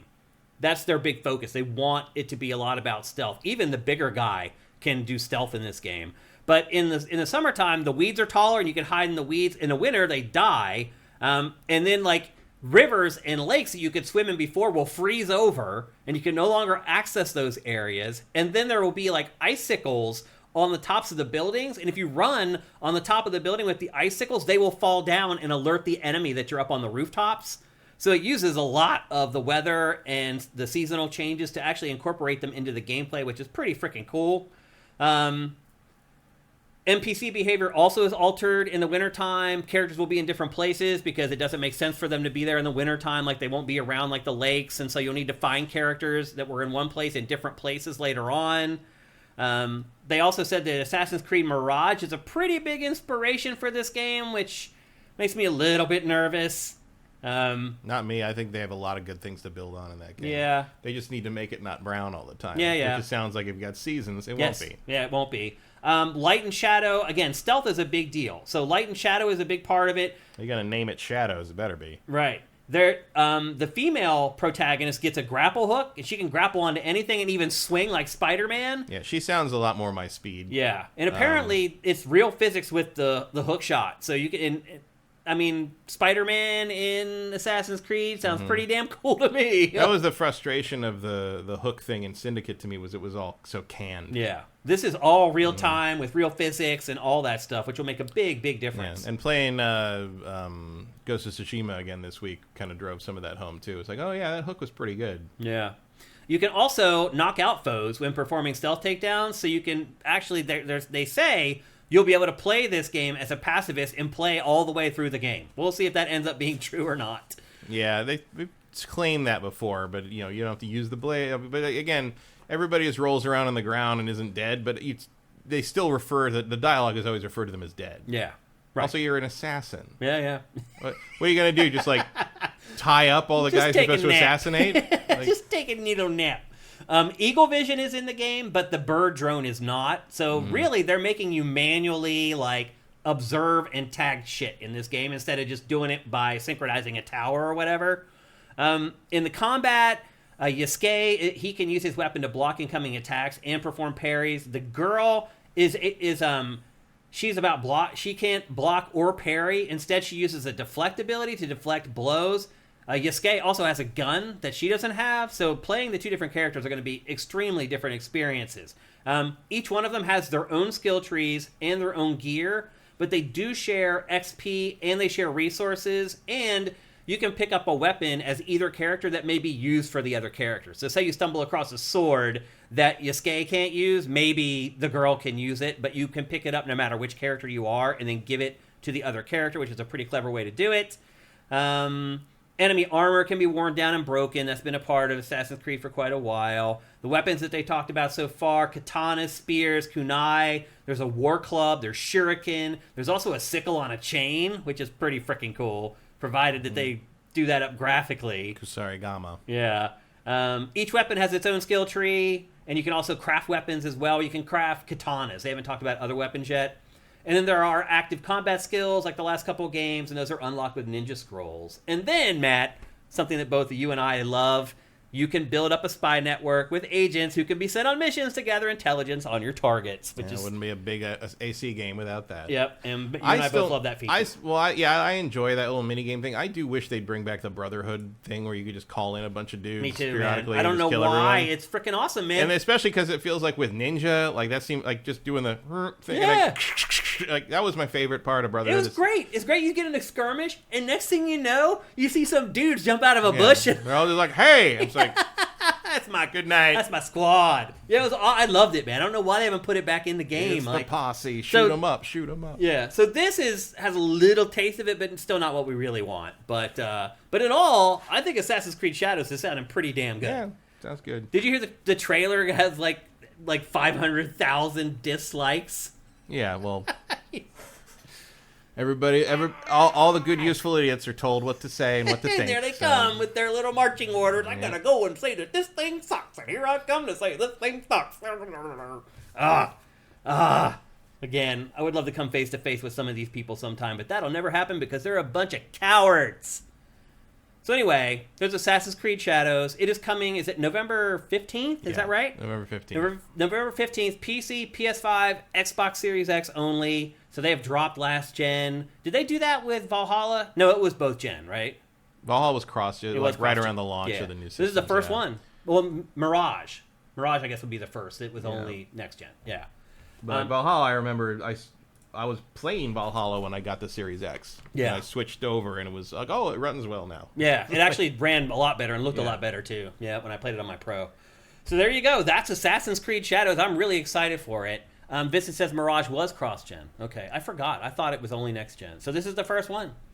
Cinetype says, any more details on the Portuguese? As a Portuguese myself, I'd be interested in finding them in-game, even if they're Jesuit zealots. No, we don't know any more information about those. In fact, I spent a ton of time scouring the internet to pull all that stuff together. I don't think you'll find a better preview of Assassin's Creed Shadows than what you just got. I literally read, 15 articles to pull together all the little bits and pieces into what we just presented to you guys here on GameFace. So I'm really excited for this. It's been a while. Silk Shank also notes, like, my Japanese partner would like to thank all the white male heroes of the internet for raging on behalf of her people. Sarcasm. Yeah, thanks. Which is funny because, like, if you look at the actual Japanese reaction, everybody's like, oh, Yasuke, cool. Like, they all know who he is. Like, he's a famous person in history, in Japanese history, and it's the #1 pre-ordered game in Japan. Yep. So, and it's so funny to me when, like, Western people get mad about weird things like that, where it's like, they did the similar thing kind of happened with Ghost of Tsushima, where it was like,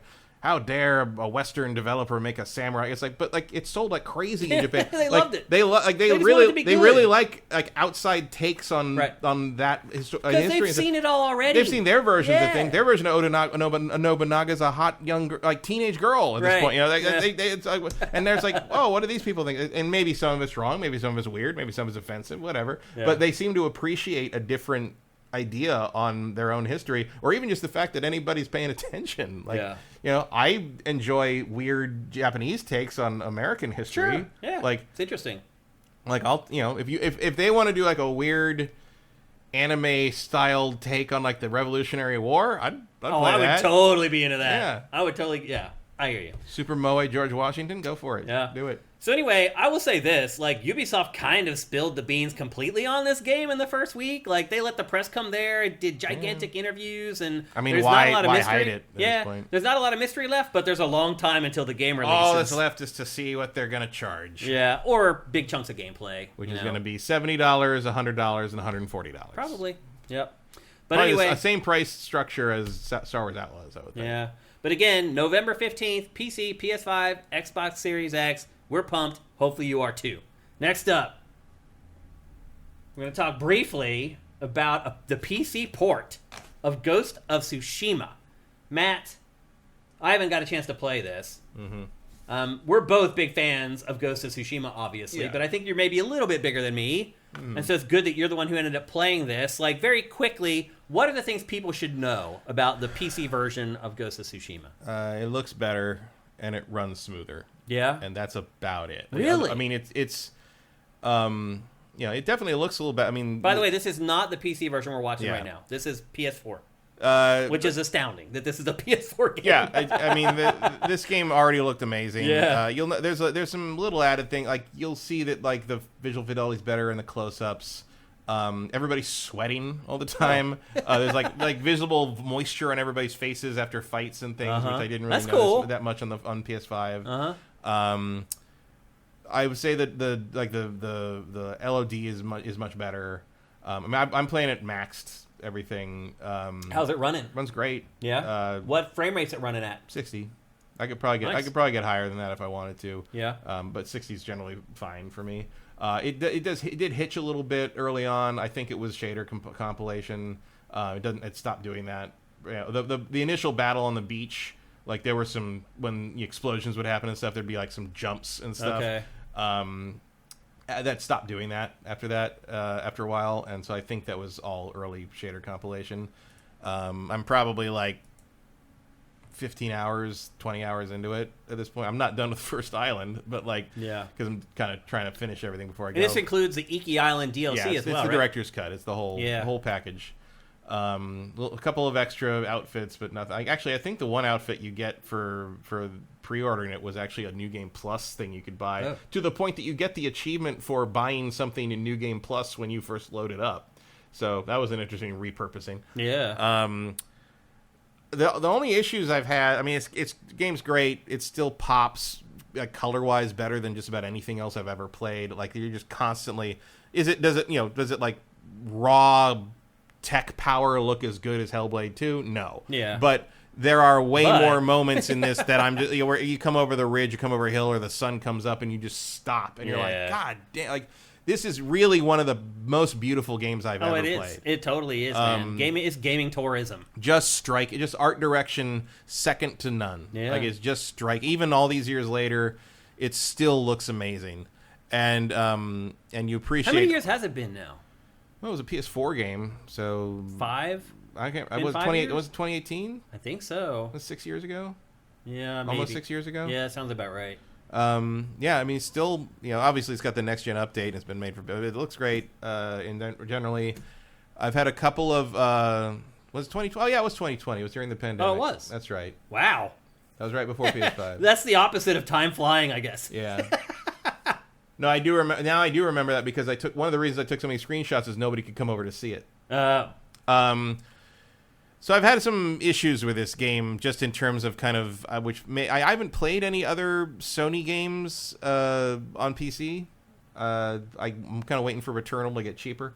That's the other one I'd like to play on PC. But so first off, I started playing this with my normal Xbox Elite 2 controller, and very quickly realized that was not going to work. Oh. Did you notice how much the Elite 2 controller rumbles for Hellblade 2? Not really. It literally woke my wife up on Saturday morning. It rumbled so loud. She's like, "What is going on out here?" I'm like, "It's just my controller."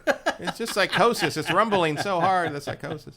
Yeah. But so because it doesn't have the touchpad, and the touchpad is used for so many things in this, including putting your sword away, which is one of my favorite things. You swipe right, and he like flicks the blood off the blade and puts it away, and then otherwise you sort of run around with a sword until he automatically puts it away, and I think that's lame. Like one of my favorite things about this game is killing everybody and then doing that and like putting it away. And like, yeah. He kind of does the slow He's like swishing the blood off the sword. He does the samurai movie sort of badass thing. Yeah, I enjoy that, but there wasn't really but the main thing is like you swipe up on the touchpad and you get the wind. You kick the wind up so it tells you where to go. To do that on a normal gamepad, like a Xbox Elite gamepad or a normal gamepad without that, you hold right on the D-pad and you push up on the right stick, which removes your thumb from the movement stick and removes your thumb from the buttons. So you basically have to completely relinquish control of the game to do that. And one of the main times I do that wind thing is I swipe up while I'm riding the horse. But to do it on the Xbox pad, I'd have to stop. I'd have to let go of the horse, right, or like do some kind of claw thing, convoluted. So I just went in the other room, got my DualSense out of the living room, and stuck it in and played like that way. Yeah.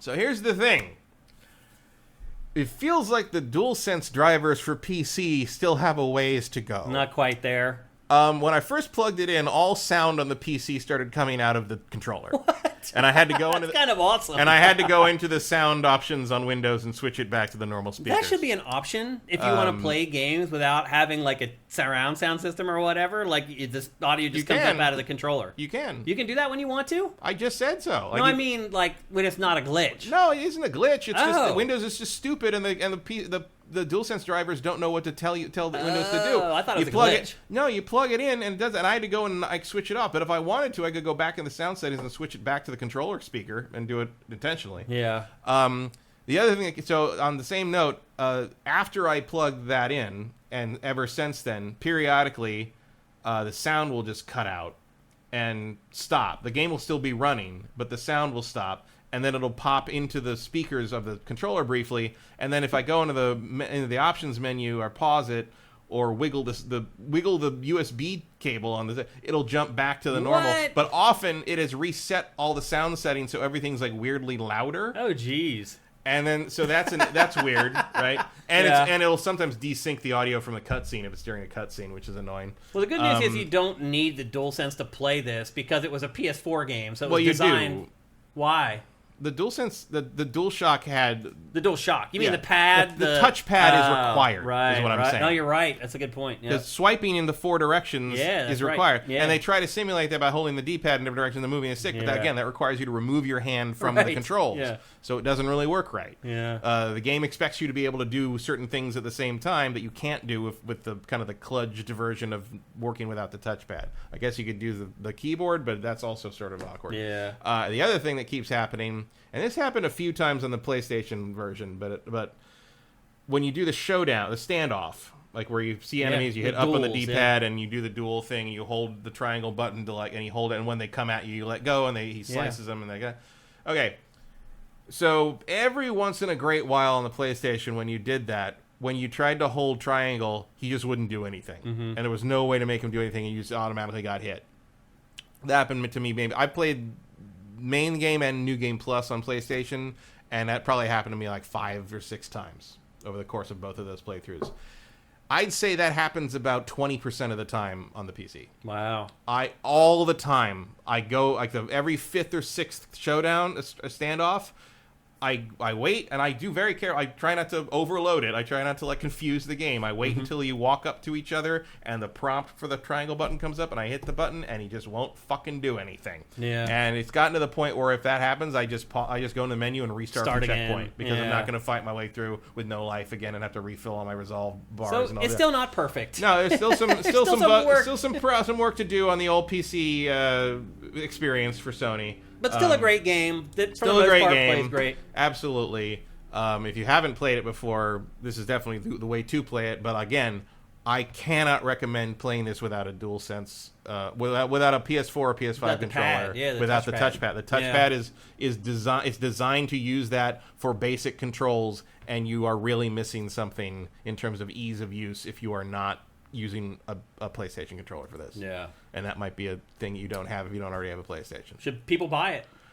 I did. Because if they don't have, you're right, if they don't have a PS5 and they don't have the DualSense controller laying around, hard to recommend them to go buy a $70 controller. I mean, I think if you intend to play Sony games, you're going to need one. You're probably going to need one. Because they do make stuff to take advantage of that thing. Particularly as they get further into games that were just PS5 games that weren't PS4 and PS5. It's going to get worse. Well, PS4 had it too. Yeah. Like they've been using you're that. Right. The touchpad. They've been using the touchpad for 2 generations. Yeah, now. You're right. Like it's going to cause problems. It's just awkward. Returnal would have the same problem. You're would right. Imagine. How much is it selling for on PC? I think $70. $70? Yeah. Wow. As the director's cut. Not many PC games for $70. I want to say it was $69.99. Wow. Yeah, I might be wrong, but I'm pretty sure that's what I paid for it. Okay. So not even like cheaper, like $40-$50 or whatever. Sometimes PC versions, when they come a lot later, are a little cheaper, but not in this case. Yeah, and it's a good. I mean, I think it's a solid open world game. I think the win system is a very unique and kind of non-emergent. You know, you don't have to look at the map hardly ever in this game. You just sort of ride around. The bird leads you to where you want to go, and the wind takes you to where you want to be. And like it's very elegant in a lot of ways.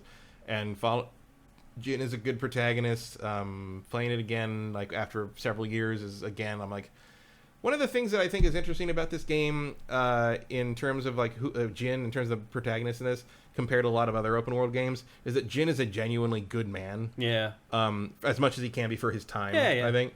He loves animals. Like there's a whole section where you have to land on this one area and you lose your horse, and the only thing he's worried about for the next like hour of the game is whether his horse is okay. Yeah. And I think that's pretty cool. I like that aspect of him. Yeah. And he's very concerned about everybody and doing the right thing for the people, and he's pretty funny at times, and it's fun to see here's the other controversial maybe thing that I think about this game, playing it for the third time after playing it. I played the main game in English, I played the New Game Plus in Japanese, and now I'm playing this in English again. And I think the game should be played in your native language. Whatever it may be. Yeah. Because I played it's it so in much English. about defending home and defending your people, and we are fighting these invaders off, that I feel like it should be played in your native language, or whatever language you're most comfortable with, because it's going to make you bond a little better with these characters. Whereas like playing it in Japanese made it feel like watching a Japanese movie or watching like a movie, something from Japan, and playing it in English makes me feel like I'm one of them. You take it more to heart. It's a little different somehow. I can totally understand that. Yep. So there you go. That's Ghost of Tsushima for PC. $70. You think? I think it's 70. It's at least 60. And you say it's buy definitely it. full price. I think it's one of the best games of the last 10 years. Should people buy it if they don't have the PlayStation controller? I think you should buy it, and if you're annoyed by the controls, go ahead and Buy the controller? Go get a cheap PS4 controller. They're not really. You're going to need it eventually. Might as well bite the bullet and get it now. Yeah. For a great game. Yeah. 100%. Okay. There you go. And now it's time for our New York Sneaker Society Sneaker of the Week. What's up, everyone? Shane here, and one thing you may not realize about me is that I am a total sneakerhead. That's right. I've been collecting Nike sneakers since the early 90s. My favorites are Air Max 95 and Air Max 97. Now, one thing that's different about me from your typical sneakerhead is that I actually wear the sneakers. And because of that, they can get dirty. And that is where New York Sneaker Society comes in. Using their advanced shoe cleaning products, I turned an old pair of Nikes that looked like this into this. With their cleaning products, your sneaker life can go from a year to 5 or more. I know that. I have shoes that are like 30 years old that I still wear because I've cleaned them. You can also lower your carbon footprint, by keeping your kicks looking fresh. For my daily drivers, I also appreciate New York Sneaker Society's Refresh Spray to keep them smelling great and staying crisp. Head to nysneakersociety.co/sifted to clean your shoes like a pro at home and get 10% off your order. That's right, that's nysneakersociety.co/sifted for 10% off. Now, I know that ad says if you use that URL, you get 10% off. Actually, New York Sneaker Society has worked out a special deal where you're now getting 15% off if you use that URL. So again, make sure you use the right one. It's nysneakersociety.co/sifted. And there are so many different packages you can buy there. You can get kits that just help you clean your shoes. You have kits that can transform your shoes. You can just buy individual things if you want to. I've talked before about the shoe wipes, which are great if you're going out on a date or whatever. You just want to spruce up your shoes before you head out. There's something for everybody at nysneakersociety.co/sifted. Again, make sure you use that URL to get 15% off. And one of the cool things that we do every week for our sponsorship for New York Sneaker Society is we try to find a smaller game that is kind of vibing and catching your eye. And this week's game is called Lorelei and the Laser Eyes. Matt, you actually spent time playing this. Mm-hmm. It's hard to even explain what this game is. It's a monochromatic puzzle adventure. Yeah, it's basically a point and click adventure, except you control with a controller. It's by the people who did it's by Simogo, who did Year Walk and another game I never played but everybody liked. And now this one, it looks like Killer 7 almost. There is definitely some Killer 7 influence. I would say there's a lot of that in play here. So the premise is basically you're this woman. It's in the 60s. Sayonara Wild Hearts. That's what it was. Vincent. Good call, Vincent. This woman. It's the 60s. It's 1963, I believe. The summer of love. And not quite. So you go to this hotel, this huge hotel where you're this rich artist guy and you you have communicated with him, and he says to come here for this thing. So you go to the hotel, which is always a good call.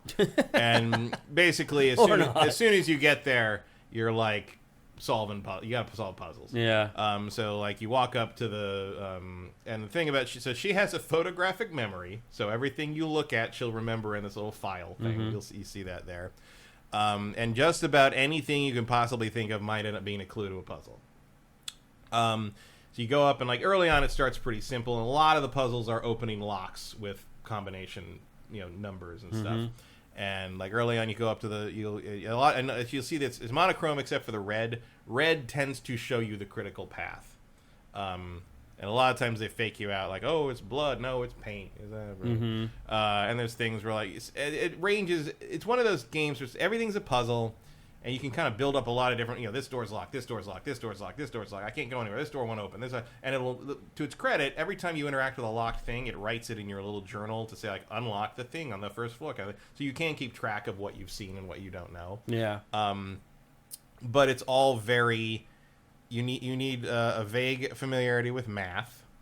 You need to understand what Roman numerals are, things like that. Some basic kind of assumed knowledge. But it's like you go up to the gate here after you get to this area here. You'll see once you've looked at this thing, and sometimes she'll open her purse and like if you can interact with something. But obviously you don't have the tickets for Lawrence of the Great's wagon yet. But it'll mark down that you need to figure that out. You go up to the hotel gate here, and like this dog comes up and gives you a piece of paper that basically says like you need to remember the year it all started. So like you go look up when the year was, what year it is, figure out what year it is from the letter correspondence you have, and that's the code to get in the first thing. And like you're kind of off to the races at that point. One of the interesting things about this game, okay, so there are things where it's like you can actually ruin the game. Like you can get killed. Like there's a thing that warns you. You just start all over again? Theoretically, it actually warns you early on that like if a gun is pointed at you, what you do next may really, really matter. Wow! And this it warns you that like there's things there's multiple save slots for a reason. You can only save at the computers that are there in 1963 for some reason. They're like Resident Evil. But when you actually save there, it's funny. It does like a really loud, like that kind of old disk drive noise. Like, yeah, it does. Yeah. Thing. Well, I think it was it's the dial-up sound, isn't it, or a fax machine sound? No, it's the sound of a floppy drive like grinding itself. Like those old Apple II things where you've had to flip the big black door up and pull the 5.25 inch out. Yeah. Is that looks to me like Resident Evil without the zombies in the combat. Is that fair? No, I'd say the puzzles are much more in the line of like you're more of a complex indie game. Oh, okay. It's much more piece the stuff together than Resident Evil ever. It's the puzzles are actually somewhat logical. That's great. Like the logic makes sense after you've played long enough. Like one of the earliest lessons you're going to learn is you're overthinking it. Like I was with Hellblade. Yeah, there's an element of like, oh, this might be this or this might be this. It's like, oh no, it's just this. Yeah, like you were like early on. I'm trying to find like the code to get into the actual hotel is a keypad. So I'm looking for this 4-digit code. Where is the 4-digit code? What is the 4-digit code? And then finally I realized like, oh, like there's a trail of red paint leading up and the red paint's on 4 buttons, and you just got to figure out what order the buttons are. I see. So it's that kind of thing. Yeah. So one of the interesting things the game... What is the goal of the game? That's a spoiler. Oh, okay. Early on, you basically are trying to talk to this guy. And then it spirals into something else. He tells you that you need to bring him these script pages, and to do that, you basically need to open all the doors in the hotel. Okay. And the other things that are happening, and what the laser eyes are, and what he's actually doing in the hotel will become... That's the mystery. ...slowly apparent. Okay. One of the interesting things that the game does is the puzzles in this game are actually randomized in a way. So that, like, the way you solve the puzzle is always going to roughly be the same, but you're going to have to do the legwork to solve it. Like, I think the best example is, like... Oh, and you get this little Game Boy thing for some reason. I don't really understand the point. And that replicates the controls, by the way, because it's just the movement and one button. That's all you have to do for this? Well, the idea is you can play it one-handed. Oh. And we'll get back to why that's stupid in a little bit. We don't have a ton of time, right. so. But so like the best example of how the puzzle randomization. So like to get the maps for each floor has an architect's like plan tube, like CAD. Oh, a tube. Like a tube. Where you put your CAD files in. Right. Yeah. And it's all of them have a 3-digit code to open them. Mm-hmm. And so the solution to those is always going to be find the architect's plans where they are and look at them. And there's names on each tube because they're all for each customer's thing. And you match the name to the name in the plans, and then the page that's on has the puzzle you need to solve to get the 3-digit number to open the tube. So everyone's names and which puzzles are attached to which name in the architect's notes are all going to be different, and all the because a lot of them are like each of these pieces of a house costs this much to build. If he wants to build this house, what's the total cost? And the numbers of the cost will be different for everyone's game. So basically, I could tell you, go get the architect's notes, match the name to the tube, and then see what if you get this puzzle, you need to take the area of this puzzle. But those numbers are going to be different for you, so I can't tell you the code. So you can't use guides to play this game. The guides, codes will all be wrong. The guides can kind of lead you to water, but you got to drink. Yeah, that's sort of the way I describe it. Which is a cool thing. Like Silent Hill 2, and I think maybe 1 did that with a puzzle difficulty option a little bit. It's an interesting way to kind of make it so you can't just like pull cheat your way through the whole game. Particularly with games like this, because that's really all that matters is getting that code. It's like you can just cut out like 20 minutes of the game just going to a guide. Like, and there is an achievement for petting the dog a bunch of times. There is or isn't? There is. I think it's 20 or 25 times. Now this game is the game available. does have also you run faster if you have more caffeine in you. Oh, that makes sense. If you want to move faster, you can make espresso and just sprint everywhere. It's very funny. Now this game is for weird platforms. It's like PC, PS4, and Switch. Is that right? Yeah, that sounds right. It's so weird. It's a very. I don't know. It's a weird game. It's very weird. So the thing with the one button thing, here's my I talked about how we would deal with some expecting buttons to do certain things thing. Yeah. So the fact that there's one button in this, that means the same button interacts with things and brings the menu up and selects things in the menu and moves things in the menu and closes the menu. So here's the thing. You got to check your notes a lot to like decide, okay, I want to look at the thing in the architect's thing to see what the puzzle is, and I'm going to do this, and I think it's this number, so I'm going to put it in. Oh, that was wrong. I got to go back. So because it's all context sensitive, you have to back away from the puzzle you're solving so it's not highlighted, then hit the button, then scroll to your photographic memory, then scroll down to the notes, then scroll down to the thing you want to look at. And then to back out, because there's no back button, you got to scroll all the way back up to the X. And then when you get back out to the main menu, if you see that main menu in there, there's an X in the up. You got to scroll all the way back up to the X. There is no way to just back out of shit. Why? I don't know. I can't even fucking theorize on why. There goes our sneaker of the week, right down the toilet. So I would say for them, like, put a back button in it. DLC, the back button DLC. Yeah, I'll pay $5 for a back button at this point.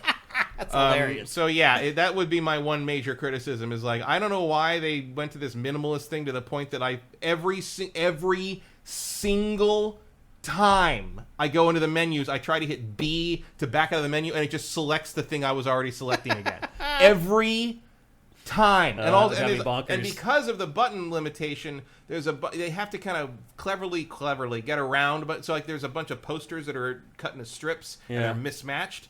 And I figured I saw that you reorganized them into a picture. Yeah. But it took me forever to figure that out because I was trying to hit the button and it would just back out of it again. And it turns out you have to scroll and like highlight and then push right, and it'll move the thing, and then you roll it up and move it this way back with the left and I'm like, that's just not how. So what you're saying is you don't recommend that people pick this up. I kind of do, in the sense that if you're ready for that level of frustration in the controls, because it's not like anything else I've played this year. You know, it is unique, and the puzzles are interesting, and it's kind of the more adventure gamey version of that Animal Well thing, where it's like this is a game you can kind of jump into and like bang your head against a bunch of different puzzles, and if you make progress, it feels really good. And if you don't, you get really irritated. And forget about it. Especially if you're on a deadline. But it's like it's one of those things you kind of go. It's like a puzzle box you can go back to over and over again, and it has enough like Killer 7 sort of Suda 51 Goichi sort of thing. You can definitely see that. That like it scratches that itch a little bit. It's just fucking weird. The main rich guy you're working for seems like a dick because one of the first things you learn is that when his excess money, he gives lots of money to a local dog shelter because, quote, he couldn't find an anti-cat shelter. And I'm like, all right, we are enemies. Yeah, Matt's got a problem with that. And to be fair, he's a dick to the girl you're playing too. So clearly, you don't like. She doesn't like him either. Yeah. I mean, I wouldn't like him if I were in her position. Yeah. It's unique, it's different, but like it's also unique and different in like an annoying way, like a hipster kind of thing. You know, It's like, oh yeah, I've never met anyone like you, and I'm a little bit happy about that, but also I feel enriched by the experience. So here we are. And that's a perfect sneaker of the week here on GameFace. Okay, there you go. That's our sneaker of the week for GameFace episode 388. And with that, there's just one thing left to do in this episode.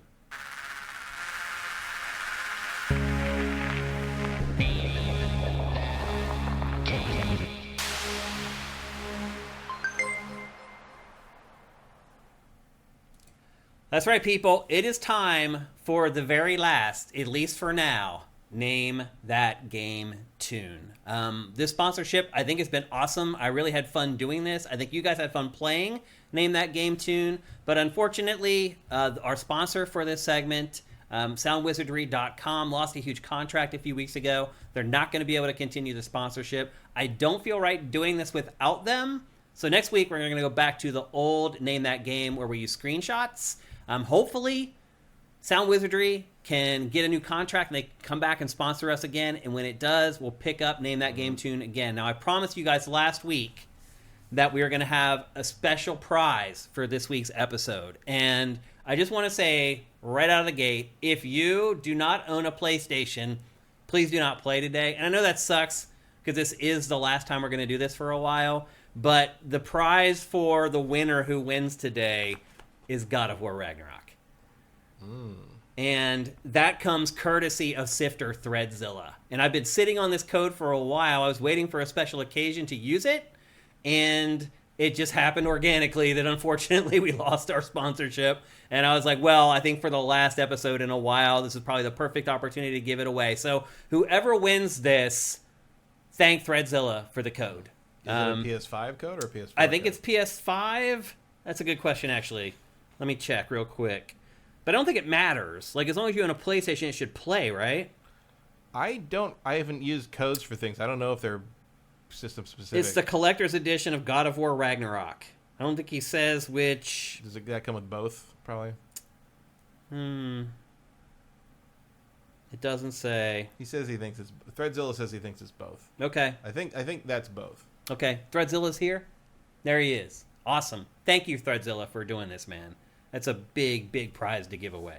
So, stakes are high in this edition of Name That Game 2. Now, for those of you who don't play, we have a bunch of new people on our... I saw like 3 people chat for the first time today, which is awesome. Welcome to GameFace. For people who don't know what's going on here, basically what happens is I play 5 audio samples from a video game that become more obvious as they go. And you try to name the game before Matt does. And that's... Well, not today. Well, you need to let somebody win. I already have God of War Ragnarok. Right. No, I'm just saying, like, you should probably just let somebody win since it's the last one.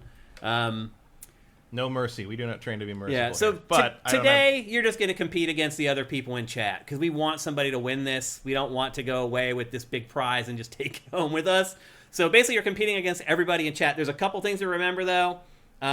You can only win once this year, once per calendar year. So if you've already won this year, you can't play. Sorry. I know this is a bigger prize than the one that you probably won, but that's just the way it is. You should have stayed quiet last week. Yeah, seriously. Also, if you need to have a PlayStation, either a PlayStation 4 or a PlayStation 5. And then the third thing is the chat goes into slow mode, so you can only send one chat every 60 seconds. So make your picks count. Like, don't just, like, randomly guess, because we may play the next sample, and you're like, I know what that is, and you go to type it in, and you haven't hit your 60 seconds yet, and you lose. So just some things to keep in mind. And again, you're not playing Matt today. You're just playing against other people in chat. I think we're ready to go here. I'm still going to listen to it, though. Yep. Okay, Matt, let me turn up your... yeah, maybe if you know it, write it down or something. I'll just say I know it. Okay. But then you... Well, anyway, it doesn't matter. And here we go. Are you ready, Matt? Let me make sure we're at the bottom of the chat here. We are. And we're ready for Name That Game. Here comes the first sample in 3, 2, 1.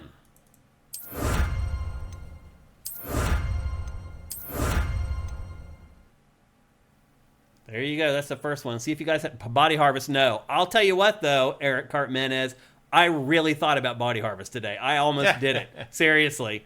Because it's the last one, and I was like, Uno, no. Baldur's Gate 3, no. Sonic Mania Plus, no.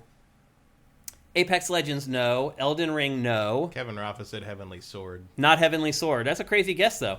Final Fantasy Rebirth, no. Kid Icarus 3DS, no. Candy Crush, no. I mean, it was just a sound effect. Either you know it or you don't. Diablo 4, no. Immortals Phoenix Rising, no. Last week we made it to the 5th one. The week before we made it to 4. We're on quite a run here.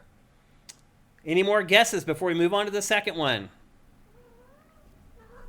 Luna knows what it is. That's hilarious. Okay, I don't see any more guesses coming in. Here is the second sample. In 3. Windows Solitaire, no. Here's the second sample. In 3, 2, 1. NCAA 14, no. Hades, no. They can hear Luna. That's hilarious. On the mics. Enslaved, no. Luminous, no. Interesting. Forza Horizon, no. Transistor, no. Foam Stars, no. The guesses in this always make me laugh. Ultimate Smash Brothers, no. Smash Brothers Ultimate, no. Everyone doesn't want to guess because It does sound familiar, but I don't know. There's a lot on the line here. Splatoon 3, no. Hot Wheels Unleashed, no. Might and Magic Clash of Heroes, no. Tetris Effect, no. The Finals, no. Prince of Persia 2008, no. Shining Wisdom, nope. That would be a deep cut. What's LSL Magna Cum Laude? Leisure Suit Larry. Oh. Yep, I think the N is an M, though, in that title. Yeah. I have Sweets Before Bed. I appreciate that you censored the title of the game for all of us there. Okay, I think that's it. Here we go to voice sample 3. I'm playing with house money now. I'm totally cool if you guys get it from here on out. Here's the third sample. In 3, 2, 1.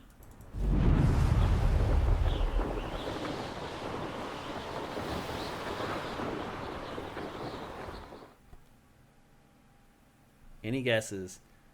Don't want to get caught by the auto mod. Oh, you're right, actually. If you use that word, it may... Spider-Man, no. Daikatana, no. Death Stranding, no. Journey, no. Valheim, no. Have you figured it out, Matt? No. No? They all sound very familiar, but I don't know what it is. Okay. The last two, the last one in particular is obvious. Gran Turismo 7, no. Endless Ocean Luminous, no. God of War, no. League of Legends, no. Tomb Raider, no. Fortnite, no. Just Cause 3, no. Zyraiz, Fortnite, no. First time chat, welcome to GameFace. Hearthstone, no. DMC Devil May Cry, no. Flower, no. Destiny 1, no.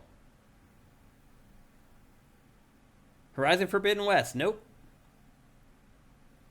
Final Fantasy 11, no. God of War 3, no. Although that would be pretty slimy of me to slide in God of War, wouldn't it? Sonic Frontier, no. Mega Drive Sonic 1, no. Very specific. Sweets Before Bed. I always eat a bowl of cereal before I go to bed. It's probably terrible for me. I shouldn't do that. That's one thing I need to stop. Not if it's Magic Spoon. Right. Okay, I think that's it. All right, we're going on to the fourth one. Sea of Thieves, no. All right. Here comes the fourth sample. In 3, 2, 1. Assassin's Creed Odyssey, no. Marlo Briggs, no. Outrun, no. Wow, I really thought you guys would get it on this one. Not Ragnarok either. That would also be very slimy of me. Street Fighter 6, no. Bulletstorm, no. Mortal Kombat, no. Rogue Company, no. Duke Nukem Forever, no. Haze, no. Final Fantasy 16, nope. Tekken 8, nope. Unreal Tournament 2004, no. Brute Force. Wow. Oh. No. Just Cause 4. No. You guys are really pulling them out of the archives. Probably the only time anyone's mentioned Brute Force online today. Seriously, that's the only time. Nobody typed it anywhere or said it anywhere. I guarantee it. Yeah, not Just Cause 4. Is that it? Are we going to the last one? Mellow Pintor knows it. I would assume somebody out there knows by now. Pure, no. Wow, there's another one. Are you guys getting this stuff? It's crazy. Overwatch, no. Leisure Suit Larry 4, no. I'm just going to tell you right now, Sweets, it's not a Leisure Suit Larry game. Ratchet and Clank Rift Apart, no. I have a guess, but I can't play either. We're going to the 5th one. You guys will get it on this one, so you guys better be ready to type fast. Monster Hunter Rise, no. The Conduit, no. Wow. Revolt, no. Lunar the Silver Story, no. Wow. We made it to the 4th or 5th sample the last 3 weeks in a row. I told you I was going to make it harder, and it worked. Mortal Kombat Bloody Slow Mode, no. Neverwinter Nights, no. Phantom Hourglass, no. Fortnite, nope. Somebody guessed that already. 50 Cent, there it is. Nope, it's not 50 Cent. Anybody else before we go to the 5th one? You guys have to get it on the 5th one. If you don't, I'm going to be so disappointed. Mario Kart 8, no. Sweets before bed. Okay, here we go. This is the last one. This is your last chance to win God of War Ragnarok. This one's really obvious. You guys have to get it from this one. And here it comes in 3, 2, 1.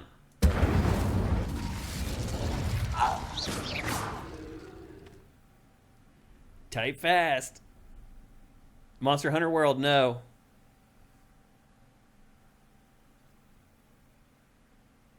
Oh, no. No one's going to get it. League of Legends, no.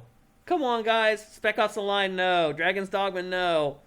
World of Warcraft, no. No one's going to get it. I don't know it. Animal Crossing, no. Dark Souls, no. Let's see if you guys are going to be really disappointed when you find out what it is, because some of you guys have spent a lot of time with this game. Warcraft 3, no. Assassin's Creed 2, no.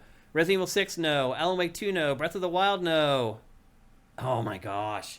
You guys played it. All of you played this game for a really long time, not very long ago. Popful Mail, no. Crash Bandicoot Warp, no. Final Fantasy VII Rebirth, no. Carmen Sandiego, no. Halo Infinite, no. Destiny 2, no. Dota 2, no. Oh, wow. The one time that nobody gets it.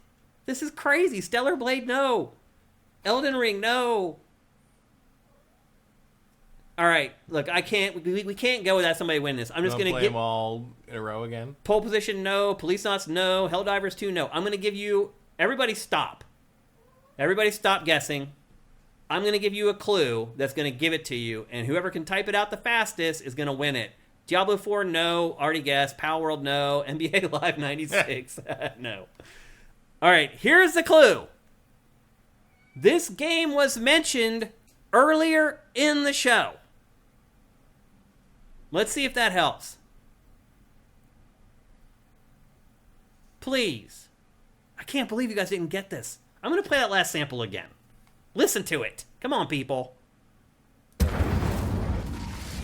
AC Mirage, no. It's no Assassin's Creed at all. Hellblade, no. Come on. Valhalla, no. The snail game from Master System, no. Oh, can you play the first one again? Oh, it's the... No. Oh. Ghost of Tsushima, no. Gears of War 5, no. Finally, Swanland gets it. It's Hogwarts Legacy. What the heck, man? Congratulations, Swanland. No one remembers that game.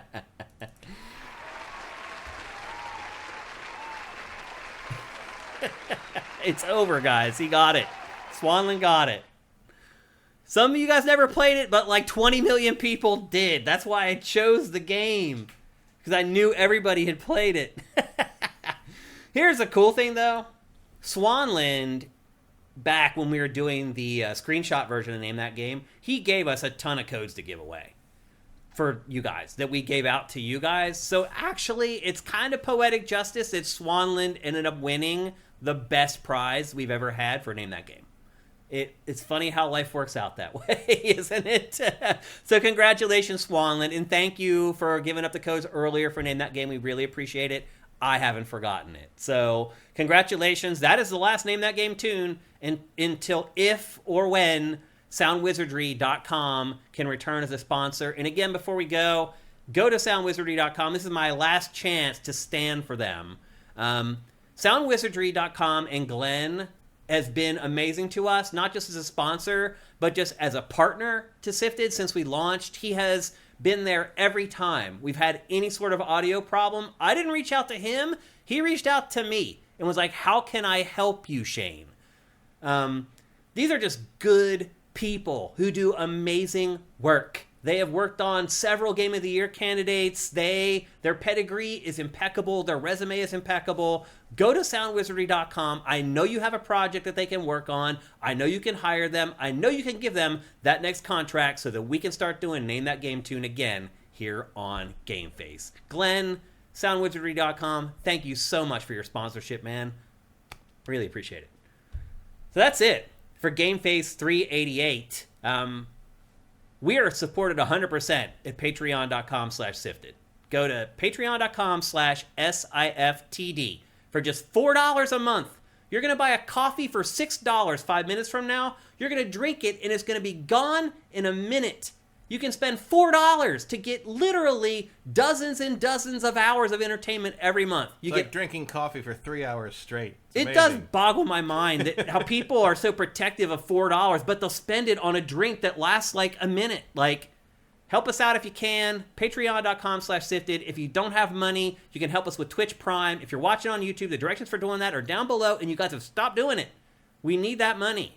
It's not extra cash. I mean, you can see our Patreon, man. We need the money. So please take the 3 seconds to go to twitch.tv/SiftedGames and click that drop down and click that one button. That's it. That's all you got to do. We'll really, really appreciate it. And if you can't even do that because maybe you don't subscribe to Amazon Prime, and at this point, I wouldn't blame you, honestly, you can still help us without spending any money. Just review the show on the podcast service that you're listening to it on, or like it. If you're watching it on YouTube right now, click the like button right now. Click the subscribe button right now. Click the bell so you're notified when our stuff goes live. You can help us. Leave comments, even if it's just great show, love the show, GameFace is awesome. It takes you 2 seconds to type that out, and it will help us in search. There's so many things that you can do to help us. It doesn't even involve money, and we appreciate anything that you can do to help out. Just post Craymass everywhere you'd see it. Yeah. It's like, create a mystery. Yeah, exactly. So anyway, that's it for GameFace episode 388. We'll be back next Tuesday, and we'll be talking Paper Mario, The Thousand-Year Door. The games for the rest of May are really starting to hit their stride at this point. There's tons of stuff to talk about. The show's going to be great. And then E3, or not E3, is right around the corner, and we can't wait to experience it with all y'all. So we'll see you guys next Tuesday. GameFace is up and out.